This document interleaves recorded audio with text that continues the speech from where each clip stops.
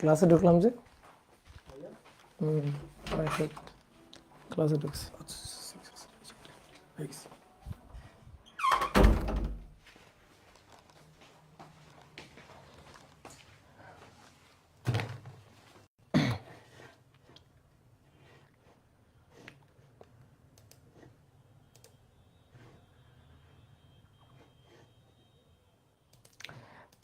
ওকে, যারা অলরেডি যুক্ত হয়ে গেছে তারা একটু কমেন্ট করে জানিয়ে দাও তো সাউন্ড ক্লিয়ার আছে কিনা।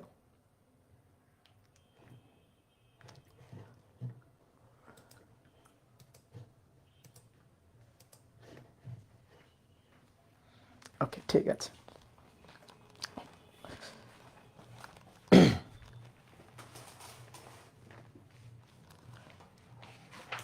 আজকে তো বেশ সুন্দর লাগতেছে আমার।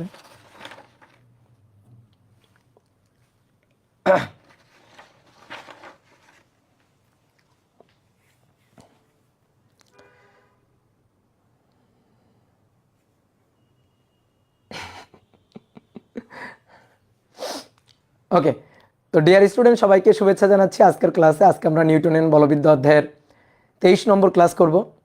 তো এই অধ্যায়ে এক এক করে অনেকগুলো ক্লাস হয়ে গেল। আসলে এই অধ্যায়টা অনেক বড় একটা অধ্যায়। ভেক্টর এবং নিউটনের বলবিদ্যা এই দুইটা অধ্যায় যদি পড়া থাকে, তোমার মনে করো ফার্স্ট পার্টের প্রায় অর্ধেক পড়া হয়ে গেছে। তো নিউটনের বলবিদ্যা এর আজকের ক্লাসে আমরা কেন্দ্রমুখী বলের অনেকগুলো ম্যাথ প্রবলেম সলভ করব, বিভিন্ন টাইপের ম্যাথ প্রবলেম সলভ করব। তো কেন্দ্রমুখী বলের যে দুইটা ক্ষেত্র সবচেয়ে বেশি জরুরি, সবচেয়ে বেশি আমাদের আসে, পরীক্ষাতে সবচেয়ে বেশি কোশ্চেন থাকে, সেই দুইটা টপিক অলরেডি আমাদের পড়া হয়ে গেছে। একটা হচ্ছে ব্যাংকিং আর একটা হচ্ছে সুতার টান। তো আজকের ক্লাসে আমরা কিছু অ্যাডভান্স লেভেলের ম্যাথ প্রবলেম সলভ করব, বা কেন্দ্রমুখী বলের কিছু অ্যাডভান্স টপিক আমরা আজকের ক্লাসে দেখব, যেগুলা সচরাচর ধরো যে পরীক্ষাতে ওইভাবে আমরা দেখি না আসতে, বা আমাদের বোর্ড বইতে ওইভাবে আলোচনা করা নেই, বাট বিভিন্ন জায়গায় কিন্তু আসে, বিভিন্ন জায়গায় সৃজনশীল প্রশ্ন আকারেও আসে। তোমরা টেস্ট পেপার খুললেও বুঝবা। আর ইঞ্জিনিয়ারিং অ্যাডমিশন টেস্টের জন্য তা আসার মনে করো যে সমূহ সম্ভাবনা থাকবে। তো আজকের ক্লাসে আমরা সেই টাইপের কিছু ম্যাথ প্রবলেম সলভ করব। ভাই আজকে মেডিকেলের রেজাল্ট দিল, কিছু বলেন ভাই রেজাল্ট নিয়ে? রেজাল্ট নিয়ে কিছু বলার নাই তো। যতগুলা সিট তার চেয়ে যদি বেশি সংখ্যক স্টুডেন্ট পরীক্ষা দেয়, তাহলে অবশ্যই যতগুলা সিট আছে ততগুলা স্টুডেন্ট চান্স পাবে, আর কেউ কেউ চান্স পাবে না, স্বাভাবিক। এটা মনে করো যে প্রকৃতির নিয়ম। তো যাতে তোমরা কেবল হচ্ছে একাডেমিক ব্যাচ, তোমাদের মনে করো যে এর আগেও আর একটা ব্যাচ পরীক্ষা দিবে। তো এখন থেকে খুব ভালো করে পড়ো। তোমাদের প্যাশন কি, টার্গেট কি, এটা সিলেক্ট করো আগে, যে আমি কোন দিকে যাইতে চাই। মেডিকেলে যাইতে চাই, নাকি আমি ইঞ্জিনিয়ারিং লাইনে পড়তে চাই, না কোনো একটা সাবজেক্ট আমি ইউনিভার্সিটিতে পড়তে চাই। ঠিক আছে, গোল আগে ফিক্সড করো, তারপরে সেই অনুযায়ী কষ্ট করো। তবে সবার কষ্ট মোটামুটি ইন্টার পরীক্ষা পর্যন্ত সেম, এইচএসসি পরীক্ষা পর্যন্ত সবার কষ্ট সেম। তো আগে তো এইচএসসি পাস করতে হবে, আগে তো একটা ভালো রেজাল্ট করতে হবে, এইচএসসিতে প্লাস পাইতে হবে, দেন তারপরে হচ্ছে অ্যাডমিশনের চিন্তা ভাবনা। বাট ফোকাস এখন থেকে করো। এখন থেকে তুমি কোন লাইনে যাইতে চাও সেই দিকে ফোকাস করে এখন থেকে পড়াশোনা শুরু করো। আমরা অনেকে ভাবি কি যে এইচএসসি পরীক্ষার পরে 3 মাস 4 মাস পড়ে একবার ফাটাই ফেলবো। এইটা আসলে কখনো হয় না। ওইরকম ফাটাইতে গেলে তুমি অটোমেটিক্যালি ফেটে যাবা। তো এখন থেকে পড়াশোনা শুরু করো। ঠিক আছে, এখন থেকে যে পড়াশোনা করবে তার আর পিছনে ফিরে তাকাইতে হবে না। পরে গিয়েও তুমি যদি মনে করো না আমি এখন পড়াশোনা করব না, এখন আমি খুবই রিল্যাক্সে মনে করো যে দিন অতিবাহিত করব, এবং হাসি মজা খেলাই সময় নষ্ট করতে পারো, কোনো সমস্যা নেই। কিন্তু তারপরে তোমার যদি মনে করো যে ঠিকঠাক গোলকে অ্যাচিভ করতে হয়, তাহলে সেই ক্ষেত্রে অনেক অনেক অনেক অনেক পরিশ্রম করা লাগবে। তো অনেক অনেক পরিশ্রম করা এটার দরকার নাই। এখন থেকে একটু একটু একটু একটু করে পরিশ্রম করো, তাহলে মনে করো যে তুমি তোমার ঠিকঠাক যে কাঙ্ক্ষিত যে লক্ষ্য, সেই লক্ষ্য তুমি পৌঁছে যেতে পারবা। ওকে, বা ফিজিক্সে কোন গাইড কিনবো? কোনো গাইড কেনার দরকার নেই, মূল বই পড়বা। আর আমরা ক্লাসে যা পড়াচ্ছি এই পড়বা। আমরা ক্লাসে যা পড়াচ্ছি এগুলা পড়লেও অনেক সময় মূল বই পড়া লাগে না। ঠিক আছে, ক্লাস নোটগুলো যদি তুমি খুব ভালো করে সুন্দর করে গোছাই করতে পারো, তাহলে মূল বইও অনেক সময় পড়া লাগে না। বাট মূল বইয়ের কোনো বিকল্প নেই, একটা মূল বই অবশ্যই পড়বা। ঠিক আছে, মূল বইয়ের যে ম্যাথ প্রবলেমগুলো সেইগুলো নিজে নিজে প্র্যাকটিস করবা। প্র্যাকটিসের কোনো বিকল্প নেই, নিজে পড়ার কোনো বিকল্প নেই। ঠিক আছে, অপূর্ব ভাইকে গোলায় খাওয়াই দিলে তুমি পারবা না যদি তুমি নিজে পড়াশোনা না করো, বুঝলা? ঠিক আছে, তো চলো আমরা শুরু করি। তো প্রথম যে ম্যাথ প্রবলেমটা আমরা সলভ করবো আজকে, বলা হচ্ছে সুতা গুলোর টান নির্ণয় করো, টান নির্ণয় করো। এবার আসো কোশ্চেনটা বুঝি। এটা হচ্ছে একটা লাঠি, একটা দণ্ড, এই দণ্ডের সাথে একটা দড়ি বাঁধা হয়েছে। তো দড়িতে 3টা ভর বাঁধা।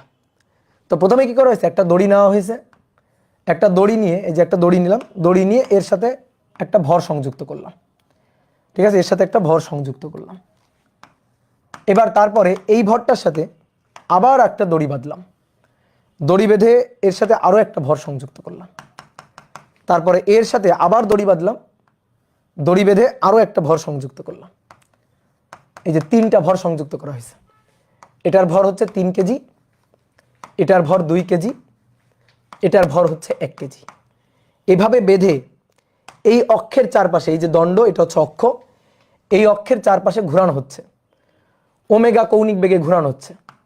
তো সেই ওমেগা হচ্ছে 200 আরপিএম, আরপিএম অর্থাৎ মিনিটে 200 বার ঘোরানো হচ্ছে। তো এইভাবে যদি ঘোরানো হয় তাহলে এই যে সুতা বা দড়িগুলোর টান নির্ণয় করো। বলো তো কয়টা সুতা আছে এখানে, বলো এখানে কয়টা সুতা আছে? এই একটা সুতা, এই একটা সুতা, এই একটা সুতা, মোট সুতা আছে কয়টা? 3টা। তো এই 3টা সুতায় টান নির্ণয় করতে বলছে। আমি তোমাদের বলছিলাম সুতা আলাদা আলাদা, তাহলে টান আলাদা আলাদা। তো এখানে সুতা আলাদা আলাদা, কিন্তু 1টা 2টা 3টা আলাদা সুতা, তাহলে 3টা আলাদা সুতায় 3টা আলাদা টান। এই 3টা টান আমাদের বের করতে হবে, এই 3টা টান আমাদের বের করতে হবে। তো ধরো এই জায়গায় টান হচ্ছে T1, এই দড়িতে টান T1, এই দড়িতে টান T2, আর এই দড়িতে টান হচ্ছে T3। তো আমরা একটু টানের ডিরেকশনটা দেখাই। তো আমরা T1 T2 T3 টানের ডিরেকশনটা দেখাই। টান সবসময় জোড়ায় জোড়ায় কাজ করে, টান সবসময় জোড়ায় জোড়ায় কাজ করবে, ঠিক আছে। কোনো একটা দড়ি নিয়ে যদি আমি এভাবে টানি, দেখো কোনো একটা দড়ি নিয়ে যদি আমি এভাবে টানি, তাহলে আমি এই হাত দিয়ে দড়িটাকে এদিকে টানতেছি আর এই হাত দিয়ে দড়িটাকে এদিকে টানতেছি, তাহলে টান জোড়ায় জোড়ায় কাজ করে, টান টি টান টি, ঠিক আছে। তাহলে টান জোড়ায় জোড়ায় কাজ করবে।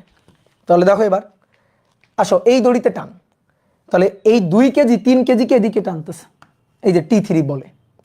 আর এই 3 কেজি 2 কেজিকে এদিকে টানতেছে, কত বলে? T3 বলে, ঠিক আছে। তাহলে আমরা 2টা T3 আর লিখলাম না, T3 লিখলাম, ঠিক আছে।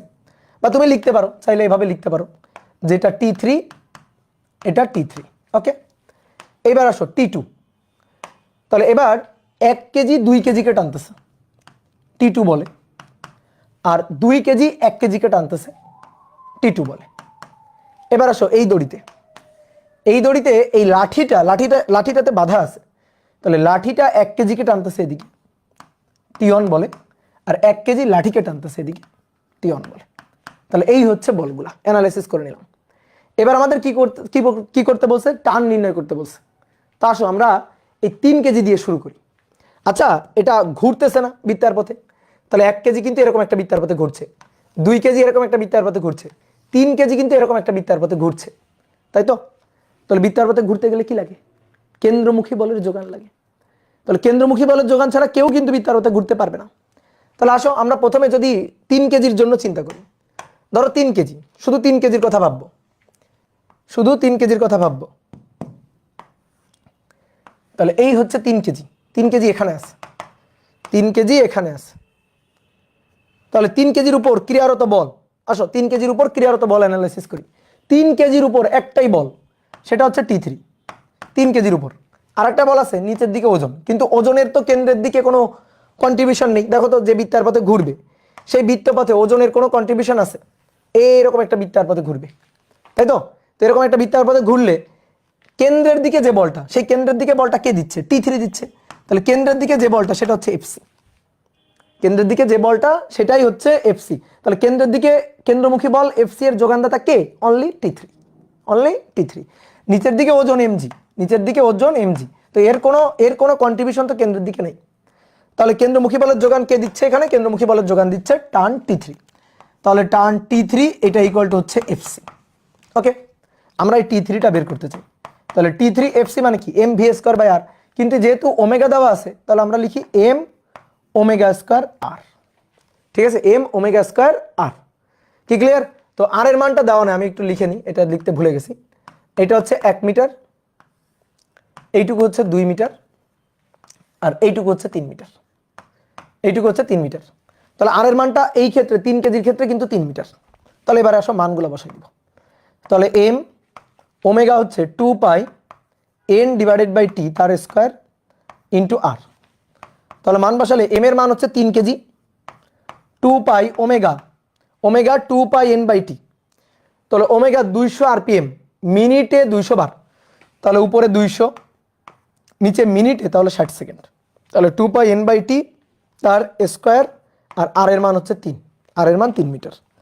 তাহলে আসো 3 × 9 গুণ 2 × 3.1416 ইন্টু 200 ডিভাইডেড বাই 60 তার স্কোয়ার।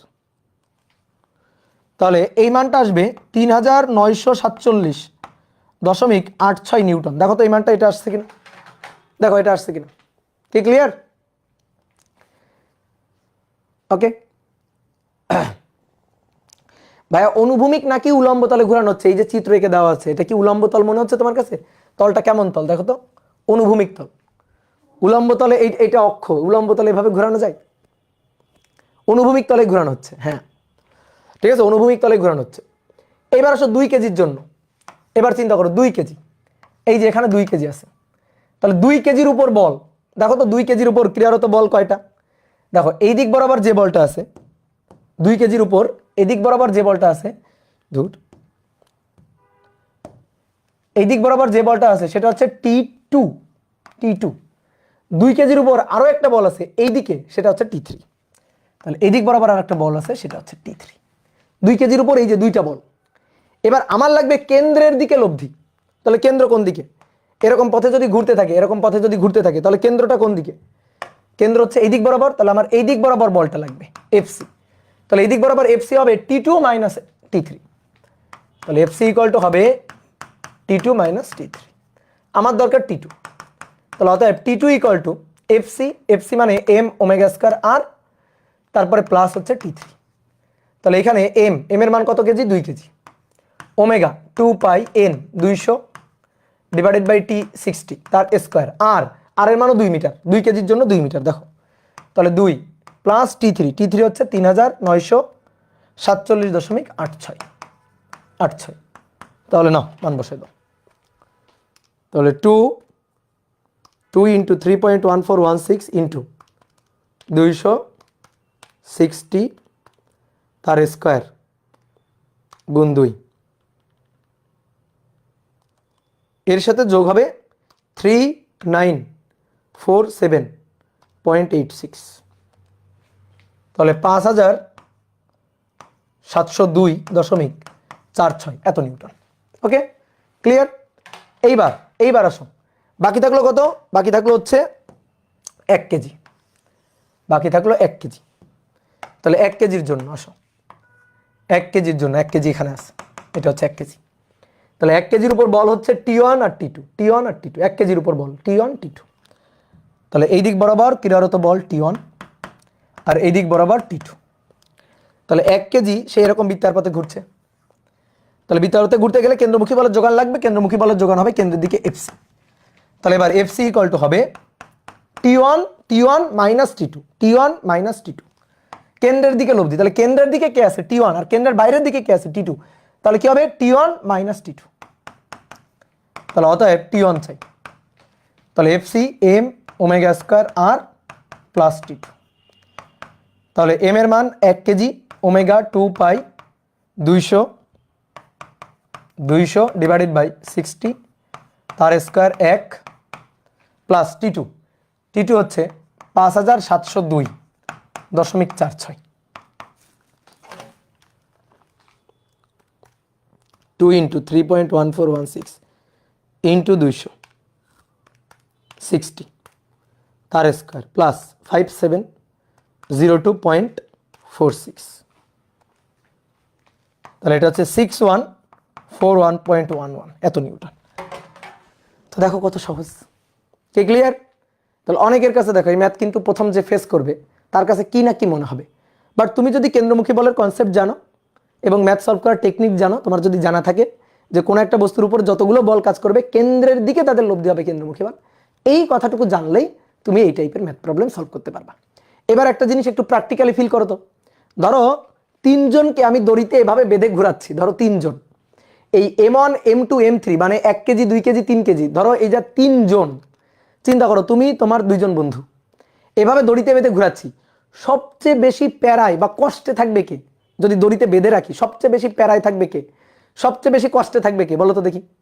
প্রথমজন সবচেয়ে বেশি কষ্টে থাকবে, প্রথমজন সবচেয়ে বেশি কষ্টে থাকবে, আর একেবারে লাস্টের যে জন আছে সে একটু আরামে থাকবে আর কি, কারণ তার তার উপর দড়িতে যে টান বলটা, সেই টান বলটা সবচেয়ে কম, দেখো T3 সবচেয়ে কম আর T1 সবচেয়ে বেশি, T1 সবচেয়ে বেশি। আচ্ছা ধরো একই দড়ি দিয়ে আমি বাঁধছি, ধরো একই দড়ি, একই টাইপের দড়ি, এখানেও যে দড়ি এখানেও সেই দড়ি এখানেও সেই দড়ি, এইভাবে ঘুরাইতে থাকলে বলো তো আগে ছিঁড়ে যাবে কোন দড়িটা? ধরো আমি ঘুরাচ্ছি ঘুরাচ্ছি ঘুরাচ্ছি, ঘূর্ণন স্পিড আস্তে আস্তে আস্তে আস্তে বাড়াচ্ছি, সবচেয়ে আগে ছিঁড়ে যাবে কোনটা? সবচেয়ে আগে ছিঁড়ে যাবে কোন দড়িটা? এই দড়িটা, এই দড়িটা, না এই দড়িটা? প্রথম, দ্বিতীয় না তৃতীয়? প্রথম দড়িটাই দেখবা আগে ছিঁড়ে যাবে। তুমি চাইলে একটু বাসায় প্র্যাকটিক্যাল করে দেখো, তুমি সুতা দিয়ে 3টা বস্তুকে এভাবে বাঁধবা, বাঁধার পরে ঘুরাইতে থাকবা, ঘূর্ণন স্পিড আস্তে আস্তে আস্তে আস্তে বাড়াইতে থাকবা, বাড়াইতে থাকলে দেখবা সবচেয়ে আগে যদি ছিঁড়ে যায় তাহলে এই দড়িটাই ছিঁড়ে যাবে। তো সেক্ষেত্রে কথা আছে, দড়িগুলো কিন্তু একই টাইপের দড়ি হইতে হবে।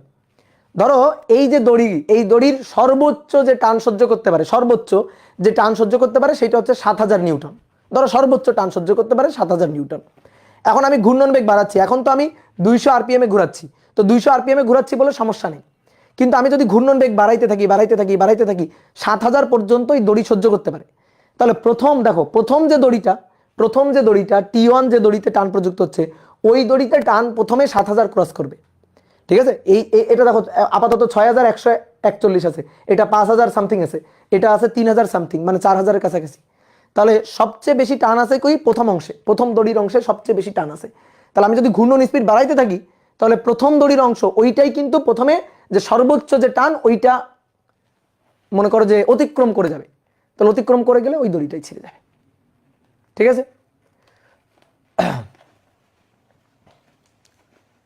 ঠিক আছে, কথা কি বুঝতে পারছো? তবে এখানে কিন্তু একটা ভরের ব্যাপার আছে, এখানে কিন্তু একটা ভরেরও ব্যাপার আছে, এখানে কিন্তু ভরেরও একটা ব্যাপার আছে। ওকে, তো চলো এবার আসো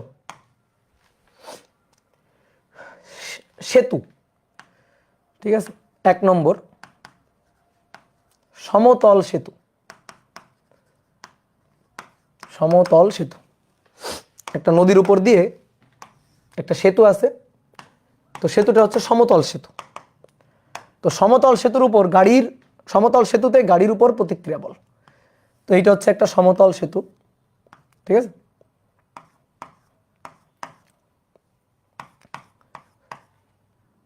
এই যে এরকম ভাবে থাকে না, এই যে ঝুলন্ত ঝুলন্ত সেতু,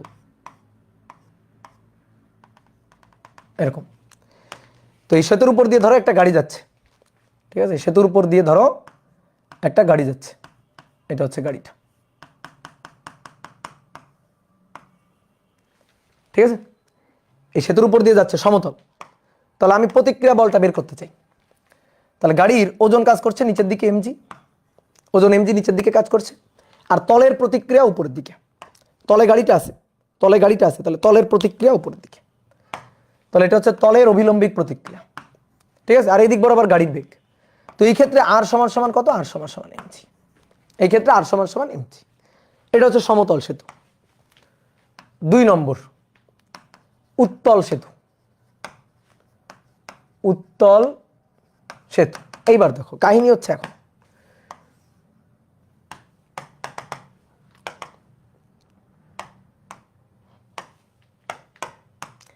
একটা উত্তল সেতু, এরকম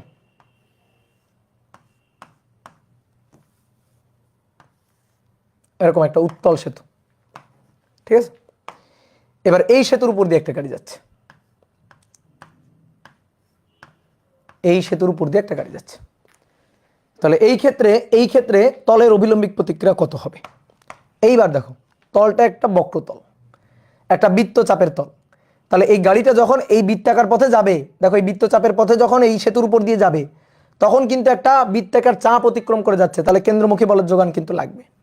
তাহলে দেখি এখানে কেন্দ্রমুখী বলের যোগান কিভাবে আসতেছে, বা তলের প্রতিক্রিয়া বল কত? তাহলে গাড়ির উপর ওজন কাজ করতেছে নিচের দিকে, পৃথিবী গাড়িকে টানতেছে নিচের দিকে, তাহলে এটা হচ্ছে mg।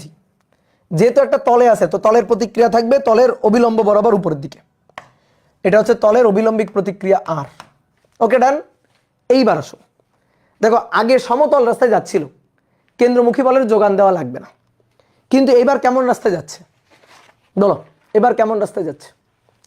এবার যাচ্ছে একটা বৃত্তাকার পথে, উত্তল উত্তল একটা বক্রতলে যাচ্ছে, তাহলে এবার কিন্তু কেন্দ্রমুখী বলের যোগান লাগবে।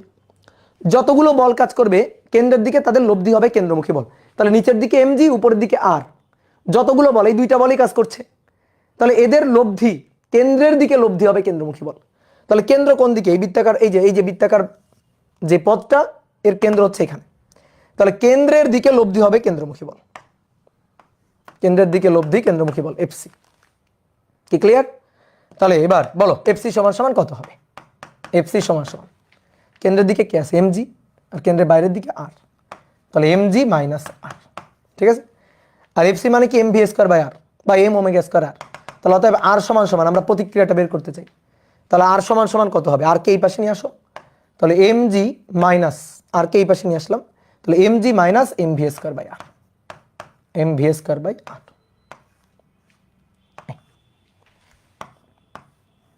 বুঝছো? এইবার আসো 3 নম্বর, অবতল সেতু। অবতল সেতু,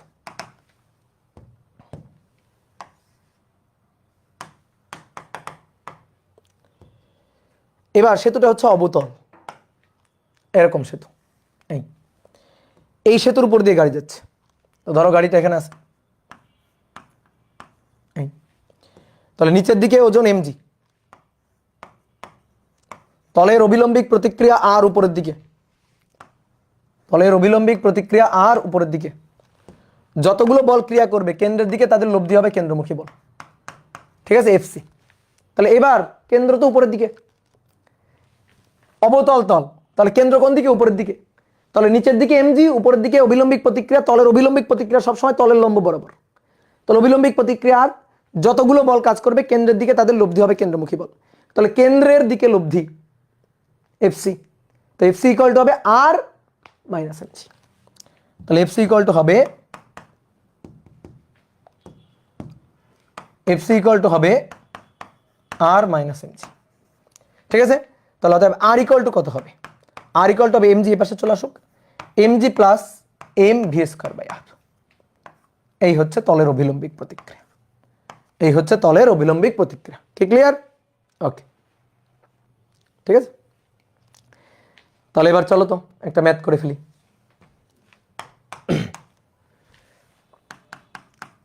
বলা হচ্ছে 500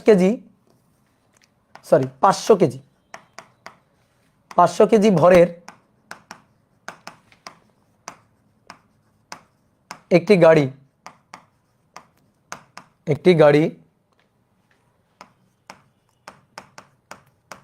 কোনো সেতুর উপর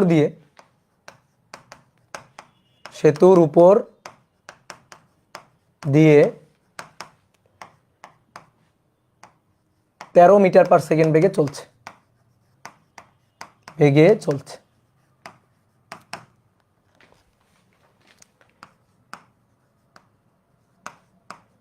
সেতুটি 1 সমতল হলে গাড়ির উপর তলের প্রতিক্রিয়া,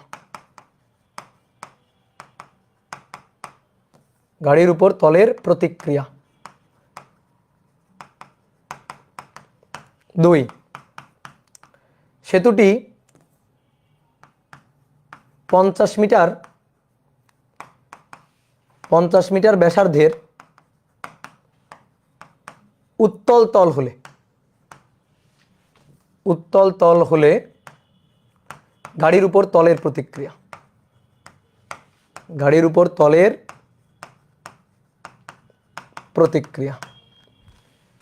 আর 3 নম্বর 50 মিটার ব্যাসার্ধের অবতল তল হলে তলের প্রতিক্রিয়া।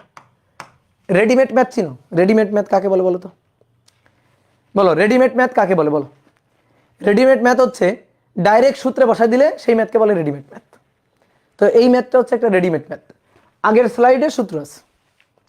এবার এই সূত্রগুলোতে জাস্ট খালি মান বসাই দিবা, মান বসাই দিলে হয়ে যাবে, ঠিক আছে? তাহলে রেডিমেড।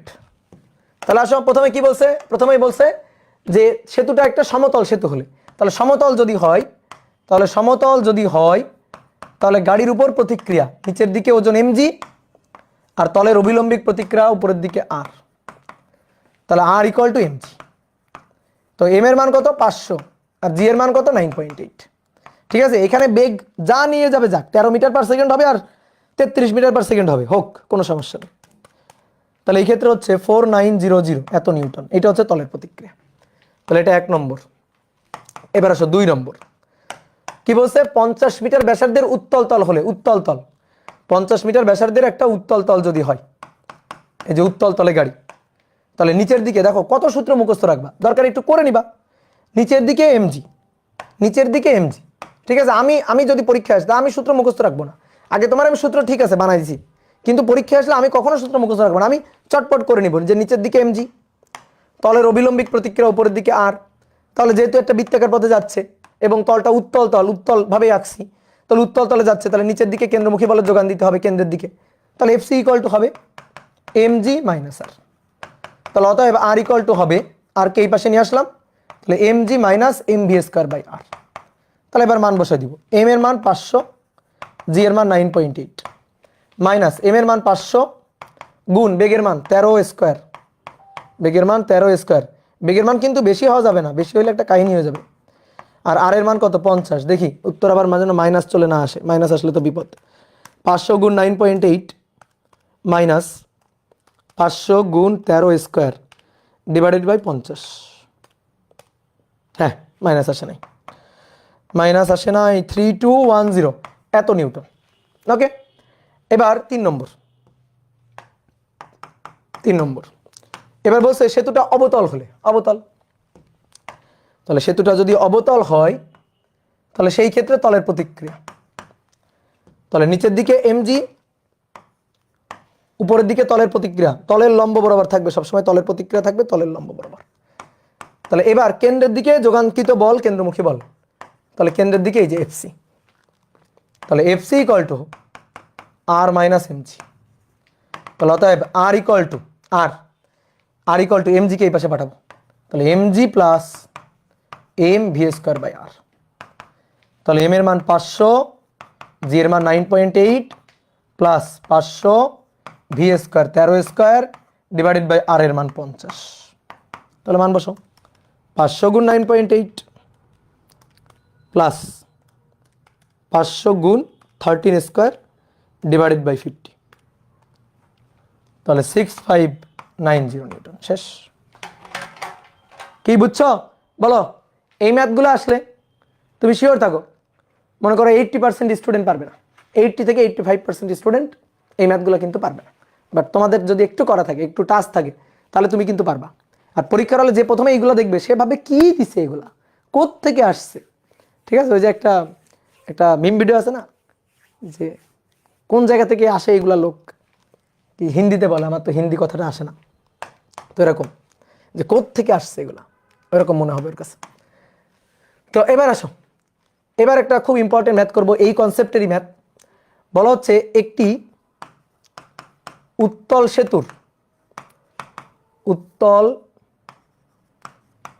সেতুর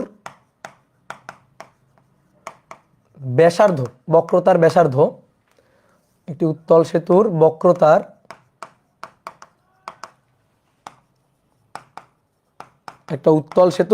ব্যাসার্ধ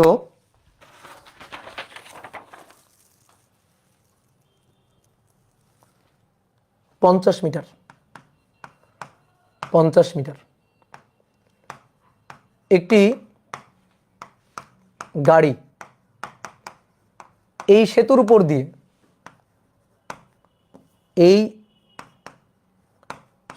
উপর দিয়ে সর্বোচ্চ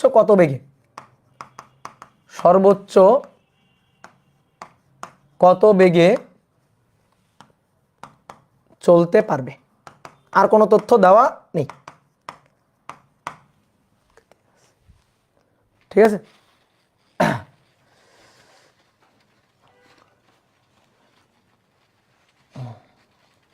ও আচ্ছা, এটা এটা ওবায়দুল কাদেরের ডায়লগ। হ্যাঁ হ্যাঁ হ্যাঁ হ্যাঁ, মনে পড়ছে যে কারা এরা, কোত্থেকে এলো এরা, তাই না? তোরা বলবে যে এসব ম্যাথ কোন জায়গা থেকে আসছে, কোত্থেকে আসলো এই ম্যাথ।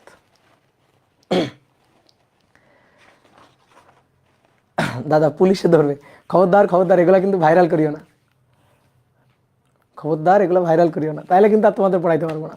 তাহলে কিন্তু মনে করো কাশিমপুর কারাগারে থাকতে হবে, তাহলে একেবারে কাশিমপুর কারাগারে।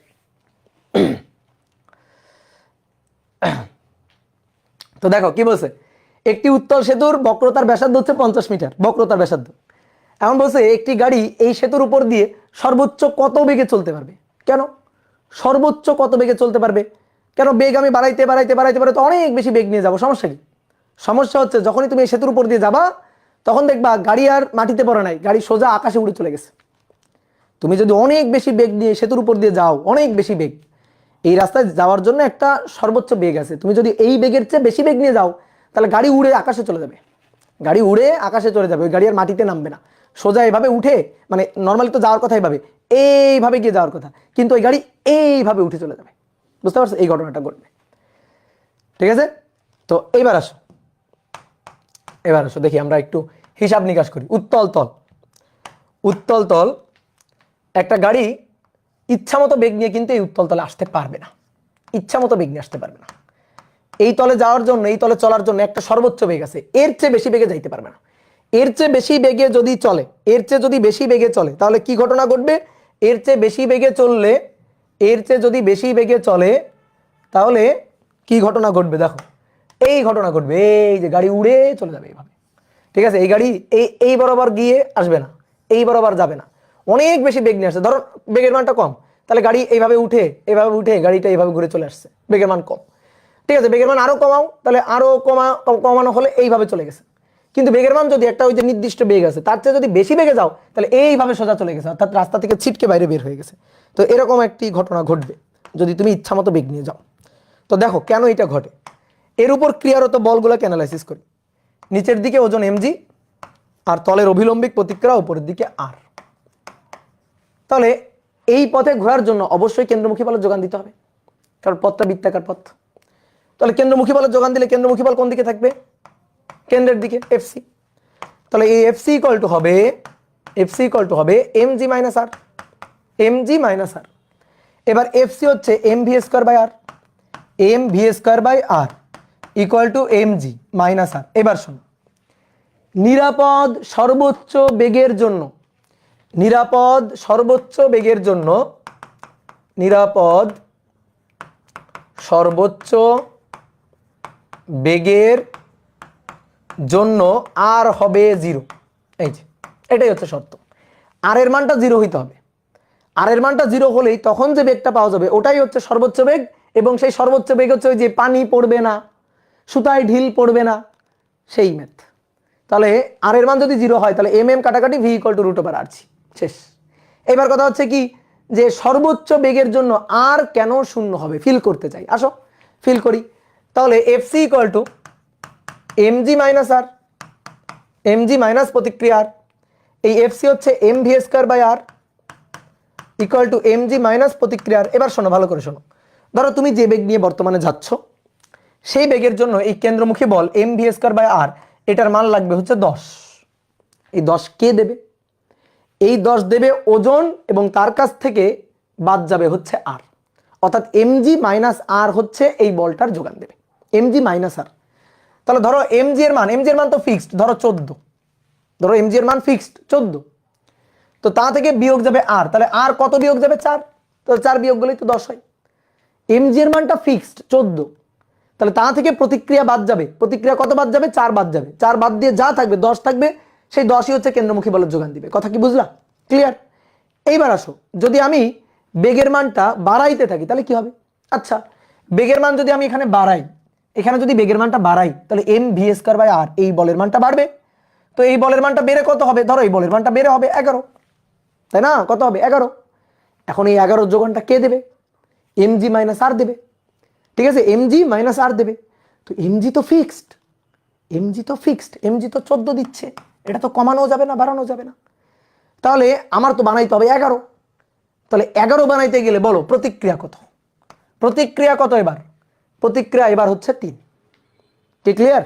এবার ফিল করো তো, তুমি গাড়ি চালাচ্ছ, তুমি এই উত্তল তলের উপর দিয়ে যাবা, তোমার বেগ যখন কম থাকবে না, বেগ যদি কম হয় তাহলে সেই ক্ষেত্রে দেখবা তলের প্রতিক্রিয়া তুমি টের পাচ্ছ, প্রতিক্রিয়া বেশি হয়ে যাচ্ছে। কিন্তু বেগ তুমি বাড়াইতে থাকো, বাড়াইতে থাকো, বাড়াইতে থাকো, তোমার মনে হবে না যে গাড়ি আর মাটিতে নেই, গাড়ি উড়ে যাচ্ছে, মাটি থেকে উপরে উঠে যাচ্ছে। অনেক সময় দেখবা গাড়ির স্পিড যখন অনেক বেশি হয়, ঠিক আছে, যারা গাড়ি টাড়ি চালাইছো, স্পিড যদি অনেক বেশি হয় মনে হয় যেন গাড়ি উঠতেছে, তো সেরকম একটা ঘটনা। তাহলে স্পিড বেশি হইলো, বেশি হয়ে কত হইলো? 11, ঠিক আছে, কেন্দ্রমুখী বল লাগবে 11, তাহলে ওজন mg থেকে বাদ। তাহলে এবার দেখো প্রতিক্রিয়া কত? কমে গেছে 3। এবার স্পিড আরেকটু বাড়াও তো, স্পিড আরেকটু বাড়াও, স্পিড আরেকটু বাড়াইলে এখানে লাগবে 12। তাহলে 12 কিভাবে আসবে? 14 থেকে বিয়োগ হবে 2। তাহলে প্রতিক্রিয়া দেখো আরো কমে যাচ্ছে। অর্থাৎ তুমি যত গাড়ির স্পিড বাড়াচ্ছ, মাটির সাথে তোমার সংযোগ, তলের সাথে রাস্তার সাথে তোমার সংযোগ তত কমে যাচ্ছে, ঠিক আছে, মাটির প্রতিক্রিয়া বল তত কমে যাচ্ছে। কি ক্লিয়ার? এবার তুমি স্পিড আরো বাড়াও, আরো বাড়ানোর পরে লাগবে হচ্ছে ধরো 13, তাহলে এখানে হবে 14 বিয়োগ 1।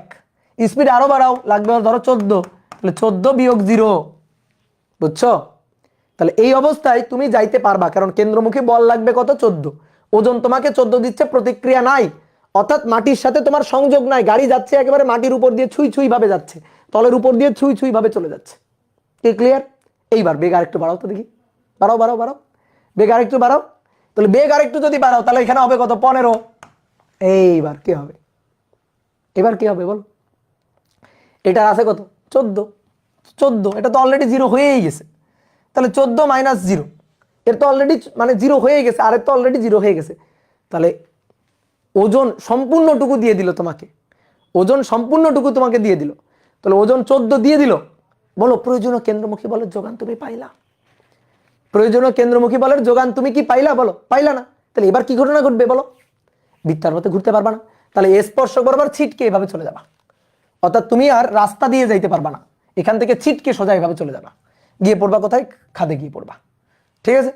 তাহলে নিরাপদ সর্বোচ্চ বেগের শর্ত কি? এখান থেকে দেখো, নিরাপদ সর্বোচ্চ বেগের শর্ত কি? এটা তো নিরাপদ না, এটা তো অনিরাপদ, অ্যাক্সিডেন্ট হয়ে গেছে, এটা তো অনিরাপদ ঘটনা ঘটে গেছে, অনিরাপদ, অনিরাপদ, হ্যাঁ। তাহলে এটা তো অনিরাপদ, তাহলে নিরাপদ সর্বোচ্চ বেগের জন্য শর্তটা কি? নিরাপদ সর্বোচ্চ বেগ, সর্বোচ্চ, এটা নিরাপদ, এটা নিরাপদ, এটা নিরাপদ বাট বেগ সর্বোচ্চ না, এটা নিরাপদ বাট বেগ সর্বোচ্চ না। তাহলে নিরাপদ সর্বোচ্চ বেগের জন্য এই দেখো আর এর মান 0। তাহলে ফিল করতে পারছো? তাহলে নিরাপদ সর্বোচ্চ বেগের জন্য আর এর মান হবে 0। বলো ফিল করতে পারছো? ক্লিয়ার?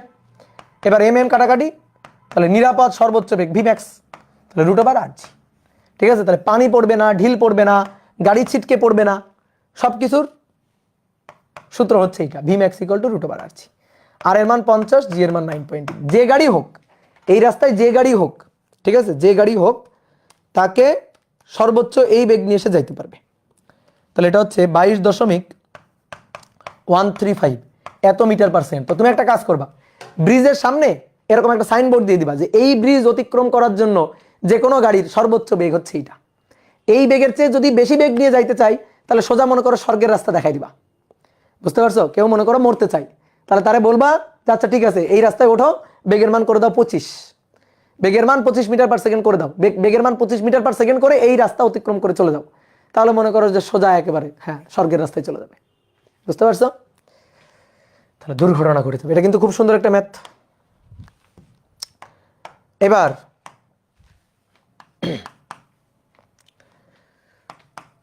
কনিক্যাল পেন্ডুলাম, কনিক্যাল বানানটা ঠিক আছে কিনা আমি জানি না, একটু তোমরা দেখে নিও। কনিক্যাল পেন্ডুলাম, পেন্ডুলামের পর্যায়কাল, কনিক্যাল পেন্ডুলামের পর্যায়কাল নির্ণয় করো, ঠিক আছে। পেন্ডুলাম তো বুঝো নাকি? পেন্ডুলাম বুঝো কিনা? পেন্ডুলাম হচ্ছে সরল দোলক, দেখো খেয়াল করো, এইটা হচ্ছে পেন্ডুলাম, এইটা হচ্ছে পেন্ডুলাম। আর কনিক্যাল পেন্ডুলাম কি? কনিক্যাল পেন্ডুলাম কি? ধরো এটা একটু ভারী করে নি, দেখো এটা হচ্ছে পেন্ডুলাম, এইভাবে দুললে পেন্ডুলাম, আর কনিক্যাল পেন্ডুলাম হচ্ছে ঘুরে ঘুরে দুলবে, ঘুরে ঘুরে দুলবে এইভাবে। এই দেখো, এইটা হচ্ছে কনিক্যাল পেন্ডুলাম। এই যে ঘুরে ঘুরে ঘুরে ঘুরে দুলবে, এইটা হচ্ছে কনিক্যাল পেন্ডুলাম। বুঝছো? তাহলে কনিক্যাল পেন্ডুলাম কোণ করে, দেখো একটা কোণ করে দুলতেছে এইভাবে, এইভাবে যখন ঘুরতেছে, এইভাবে যখন ঘুরতেছে তখন একটা কোণ তৈরি করতেছে না, এখানে এখানে একটা কোণ তৈরি করতেছে কিনা? তো এইটা হচ্ছে কনিক্যাল পেন্ডুলাম। ঠিক আছে? তাহলে এই যে এইটা হচ্ছে পেন্ডুলাম, সোজা যদি এভাবে দোলে তাহলে এটা হচ্ছে সরল দোলক বা পেন্ডুলাম। আর এইভাবে ঘুরে ঘুরে ঘুরে ঘুরে ঘুরে ঘুরে যদি দোলে তাহলে একটা কোণ করে দুলতেছে, এটাকে বলা হচ্ছে কনিক্যাল পেন্ডুলাম। ঠিক আছে? তো চলো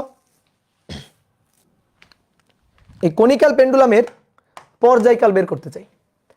তাহলে ধরো এইটা হচ্ছে দৃঢ় অবলম্বন, এই হচ্ছে বস্তুটা,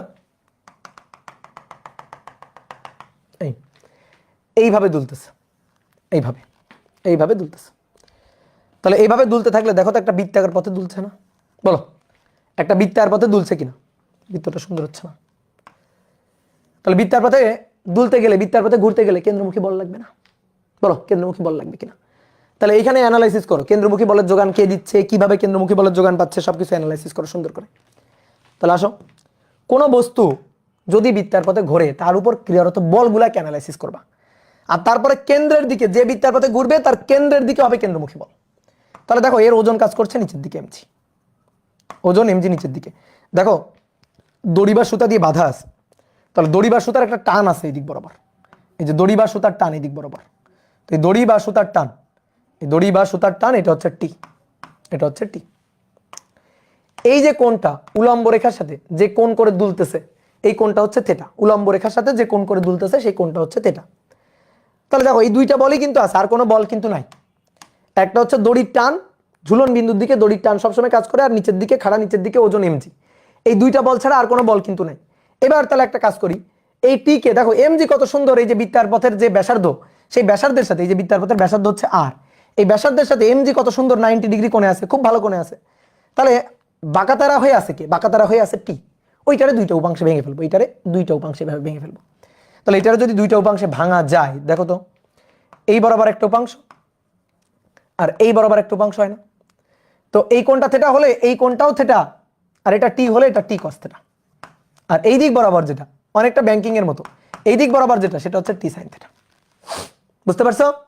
তাহলে কেন্দ্রের দিকে কেন্দ্রমুখী বল, বলো কেন্দ্রের দিকে কেন্দ্রমুখী বলের যোগান পাইছো কিনা? খুঁজে দেখো তো কেন্দ্রের দিকে কেন্দ্রমুখী বলের যোগান পাইছো কিনা। বলো কেন্দ্রমুখী বলের যোগান কে দিচ্ছে? দেখো যোগান কে দিচ্ছে, কেন্দ্রমুখী বলের যোগান টি সাইন থেটা। ইয়েস, তাহলে কেন্দ্রমুখী বলের যোগান এই যে কেন্দ্রের দিকে এফসি, এফসি। তো এফসি কার কাছ থেকে আসতেছে? টি সাইন থেটার কাছ থেকে আসতেছে। এমজি দিচ্ছে না, কারণ এমজি কজ 90, এমজি কজ 90, আবার টি কস থেটা তারও তো 90 উপাংশ। তো টি কে ভেঙে দুটো উপাংশ পাইলাম, টি কস থেটা, টি সাইন থেটা। টি সাইন থেটা কেন্দ্রের দিকে, সেই কেন্দ্রমুখী বলের যোগান দিচ্ছে। তো আমরা চাই একবার ঘুরে আসতে কত সময় লাগবে, সেটা হচ্ছে পর্যায়কাল। একবার ঘুরে আসতে সময়, এভাবে যে ঘুরতেছে না, ঘুরে আসতেছে, একবার ঘুরে আসতে যে সময় সেটা হচ্ছে পর্যায়কাল। আমরা ওই পর্যায়কালটা চাই। তাহলে T cos theta equal to MG আর T sine theta equal to FC. তো T sine theta that is FC, অতএব টি সাইন থেটা এটা equal to M V square by R, এটার সমীকরণ নম্বর 1 বলি। আর T cos theta equal to MG, T cos theta equal to MG. ঠিক আছে? এটাকে M V square by R বলছি না, যেহেতু আমাদের পর্যায়কাল লাগবে। তুমি চাইলে এটাকে এম ওমেগা স্কোয়ার আরও লিখতে পারো, এম ওমেগা স্কোয়ার আর এটাও লিখতে পারো। ঠিক আছে? এম ভি স্কোয়ার বাই আরও লিখতে পারো, এম ওমেগা স্কোয়ার আরও লিখতে পারো, তোমার যেটা খুশি, তোমার যেটা ইচ্ছা। এবার আমাদের লাগবে পর্যায়কাল, পর্যায়কাল ওমেগার মধ্যে আছে, omega equal to 2 pi by T. ওই যে টিটা আমাদের লাগবে, এই যে টিটা আমাদের দরকার। বুঝতে পারছো? তাহলে একটা কাজ করে দাও, এই দুইটাকে কি করতে ইচ্ছা করতেছে তোমার, বলো এই দুইটাকে কি করতে ইচ্ছা করতেছে? ভাগ করতে। তাহলে ভাগ করে দাও, 1/2, 1/2। তাহলে 1/2 টি সাইন থেটা, নিচে টি কস থেটা, উপরে এম এম কাটাকাটি করে ওমেগা স্কোয়ার আর এবং জি, টি আর টি কাটাকাটি, sine by cos tan theta লিখতে পারো, কিন্তু আপাতত তোমার তো ওমেগা বের করতে হবে, সো তুমি আগে লিখো না। দেখো এবার এটা হচ্ছে আর, এই যে সুতার দৈর্ঘ্য বা দড়ির দৈর্ঘ্য এটা হচ্ছে এল। তাহলে তুমি একটু দেখো, আমি এখানে একটু চিত্রটা আঁকি, তুমি একটু দেখো। এইটা হচ্ছে আর, এইটা হচ্ছে থেটা, এইটা হচ্ছে এল। তাহলে এই কোণের জন্য কস থেটা, ঠিক আছে? তাহলে cos θ ইকুয়াল টু কোণের বিপরীত হচ্ছে লম্ব, তাহলে cos θ হবে না sin θ। তাহলে সাগরে লবণ আছে, তাহলে কোণের বিপরীত লম্ব, তাহলে sin θ ইকুয়াল টু লম্ব বাই অতিভুজ। তাহলে অতএব r ইকুয়াল টু কত হবে? r ইকুয়াল টু হবে l sin θ, r equal to হবে l sin θ। হয়ে গেছে, শেষ।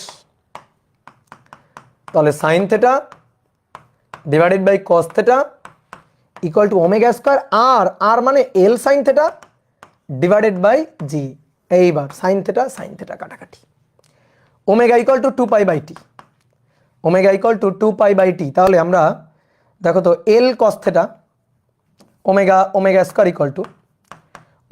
Equal to l g divided by l cos θ, তাই তো, g divided by l cos θ।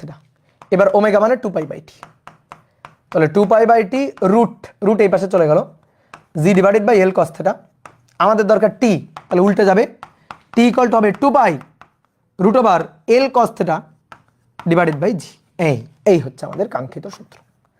ঠিক আছে, এটা হচ্ছে কনিক্যাল পেন্ডুলামের পর্যায়কালের সূত্র, কনিক্যাল পেন্ডুলামের পর্যায়কালের সূত্র। ঠিক আছে, তাহলে এবার তুমি সুতার দৈর্ঘ্য কত বসাই দিবা, কত কোণ করে ঘুরতেছে, কত কোণে চারপাশে ঘুরতেছে, এই যে উলম্ব রেখার সাথে যে কোণটা, সেই কোণের মানটা এখানে বসাই দিবা, জি এর মান 9.8 জানো, তাহলে তুমি কনিক্যাল পেন্ডুলামের পর্যায়কাল পেয়ে যাবা। এবার একটা মজার ব্যাপার বলি তোমারে, তুমি 9-10 এ পড়ছো মেবি, ঠিক আছে, বা পর্যাবৃত্ত গতি চ্যাপ্টার যখন পড়বা তখন তুমি এটা জানবা। শর্টকাট, নর্মাল পেন্ডুলাম যেটা, এই যে নর্মাল পেন্ডুলাম যখন দুলতে থাকে, নর্মাল পেন্ডুলামের এইখান থেকে এই পর্যন্ত যে দূরত্ব, এটাকে বলা হয় কার্যকর দৈর্ঘ্য এল। বলতো নর্মাল পেন্ডুলামের পর্যায়কালের সূত্র কি? কনিক্যাল পেন্ডুলাম না, নর্মাল পেন্ডুলাম, এর পর্যায়কালের সূত্র কি বলতো দেখি? T equal to 2 pi root over L by G, এটাই হচ্ছে সূত্র। T equal to 2 pi root over L by G. হ্যাঁ, অনেকে জানো কিন্তু এটা, তাই না? এবার মজার ব্যাপার হচ্ছে এখানেও তাই, এখানেও তাই, এখানেও তাই। কেমনে? এখানেও তাই। এই দৈর্ঘ্যটা কত? এল তো। আচ্ছা, তাহলে আমি যদি তোমার জিজ্ঞেস করি, বলো এই দৈর্ঘ্যটা কত, এই দৈর্ঘ্যটা কত, এই দৈর্ঘ্যটা কত, এল ড্যাশ ধরো, এই দৈর্ঘ্যটা কত, এই দৈর্ঘ্যটা বের করো, এটা এল, এটা থেটা, এটা এল, এটা থেটা, তাহলে এই দৈর্ঘ্যটা কত? এল ড্যাশ কত? এল কস থেটা। তো তাই তো হইছে, তাই তো হইছে, এইখানে এল এর জায়গায় তখন হবে এল কস থেটা। এই তো পার্থক্য, আর কিছু তো না পার্থক্য। কথা কি বুঝলা? কথা কি বুঝলা? তাহলে এই যে এটা হচ্ছে এল, এটা হচ্ছে এল, এটা হচ্ছে থেটা, তাহলে আমি যদি বলি এই দৈর্ঘ্যটা কত, তো এই দৈর্ঘ্যটা এল কস থেটা, এল এর রূপাংশ এল কস থেটা, যার সাথে কোণ তার সাথে কস থেটা, তাহলে এল এর রূপাংশ এল কস থেটা, তাহলে এই দৈর্ঘ্যটা এল কস থেটা, তাই বসাই দিবা, শেষ। এই তো হয়ে গেল। ঠিক আছে, ক্লিয়ার? তাহলে এল এর জায়গায় চলে আসবে এল কস থেটা, তাহলে সূত্র শেষ। ঠিক আছে, সূত্র করে দেখালাম। এই সূত্র ছাড়াও ম্যাথ করা যায়, এই সূত্র ছাড়াও ম্যাথ করা যায়। আসো তোমার একটা ম্যাথ করে দেখাই। বলা হচ্ছে একটি বস্তুকে 10 সেন্টিমিটার দৈর্ঘ্যের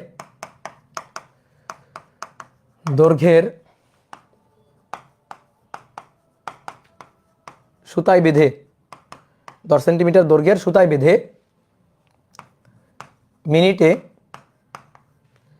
মিনিটে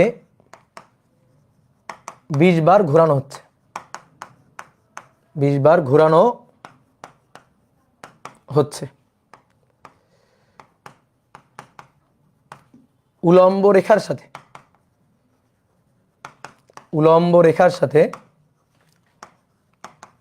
এর উৎপন্ন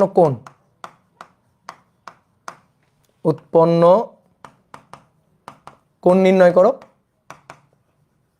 এবং পর্যায়কাল নির্ণয় করো, রৈখিক বেগ নির্ণয় করো, রৈখিক বেগ নির্ণয় করো। ঠিক আছে, তাহলে কি বলছে?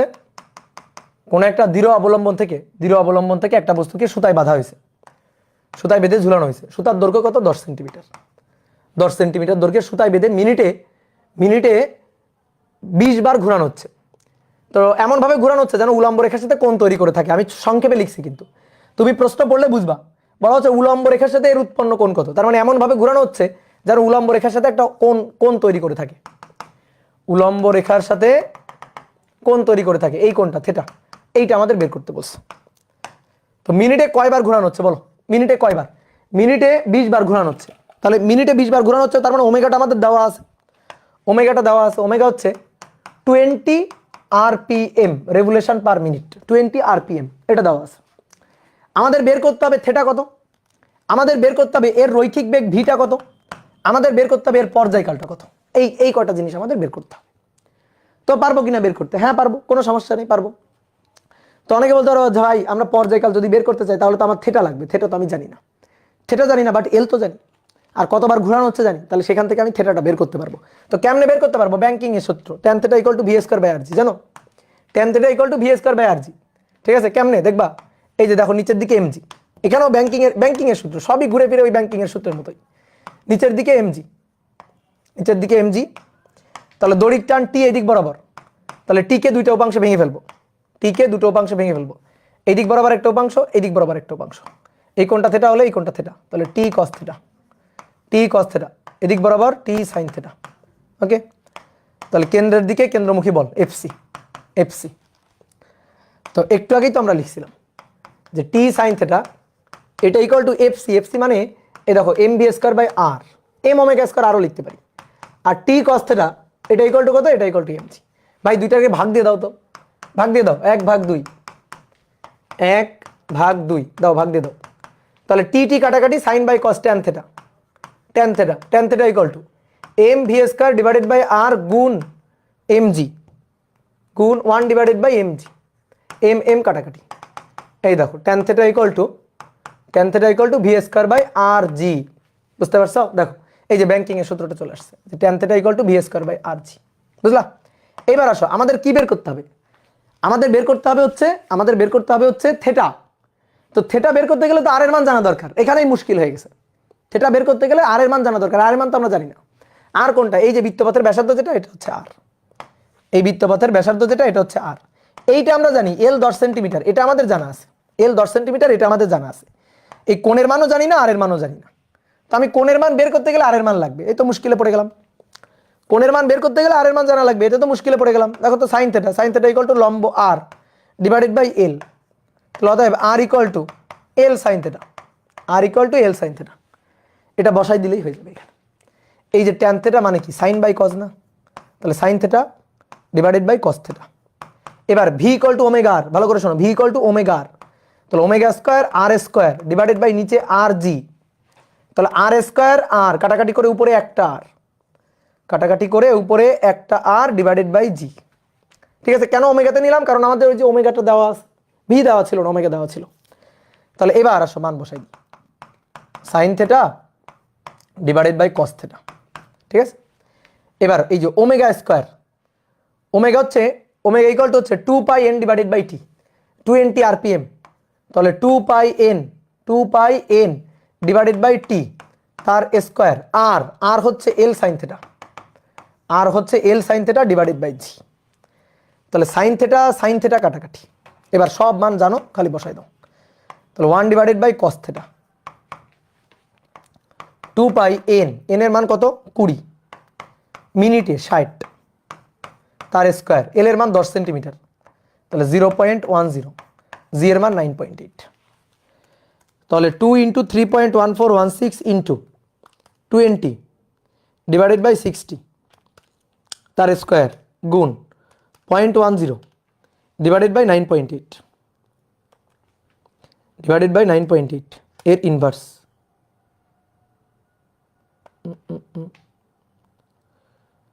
না,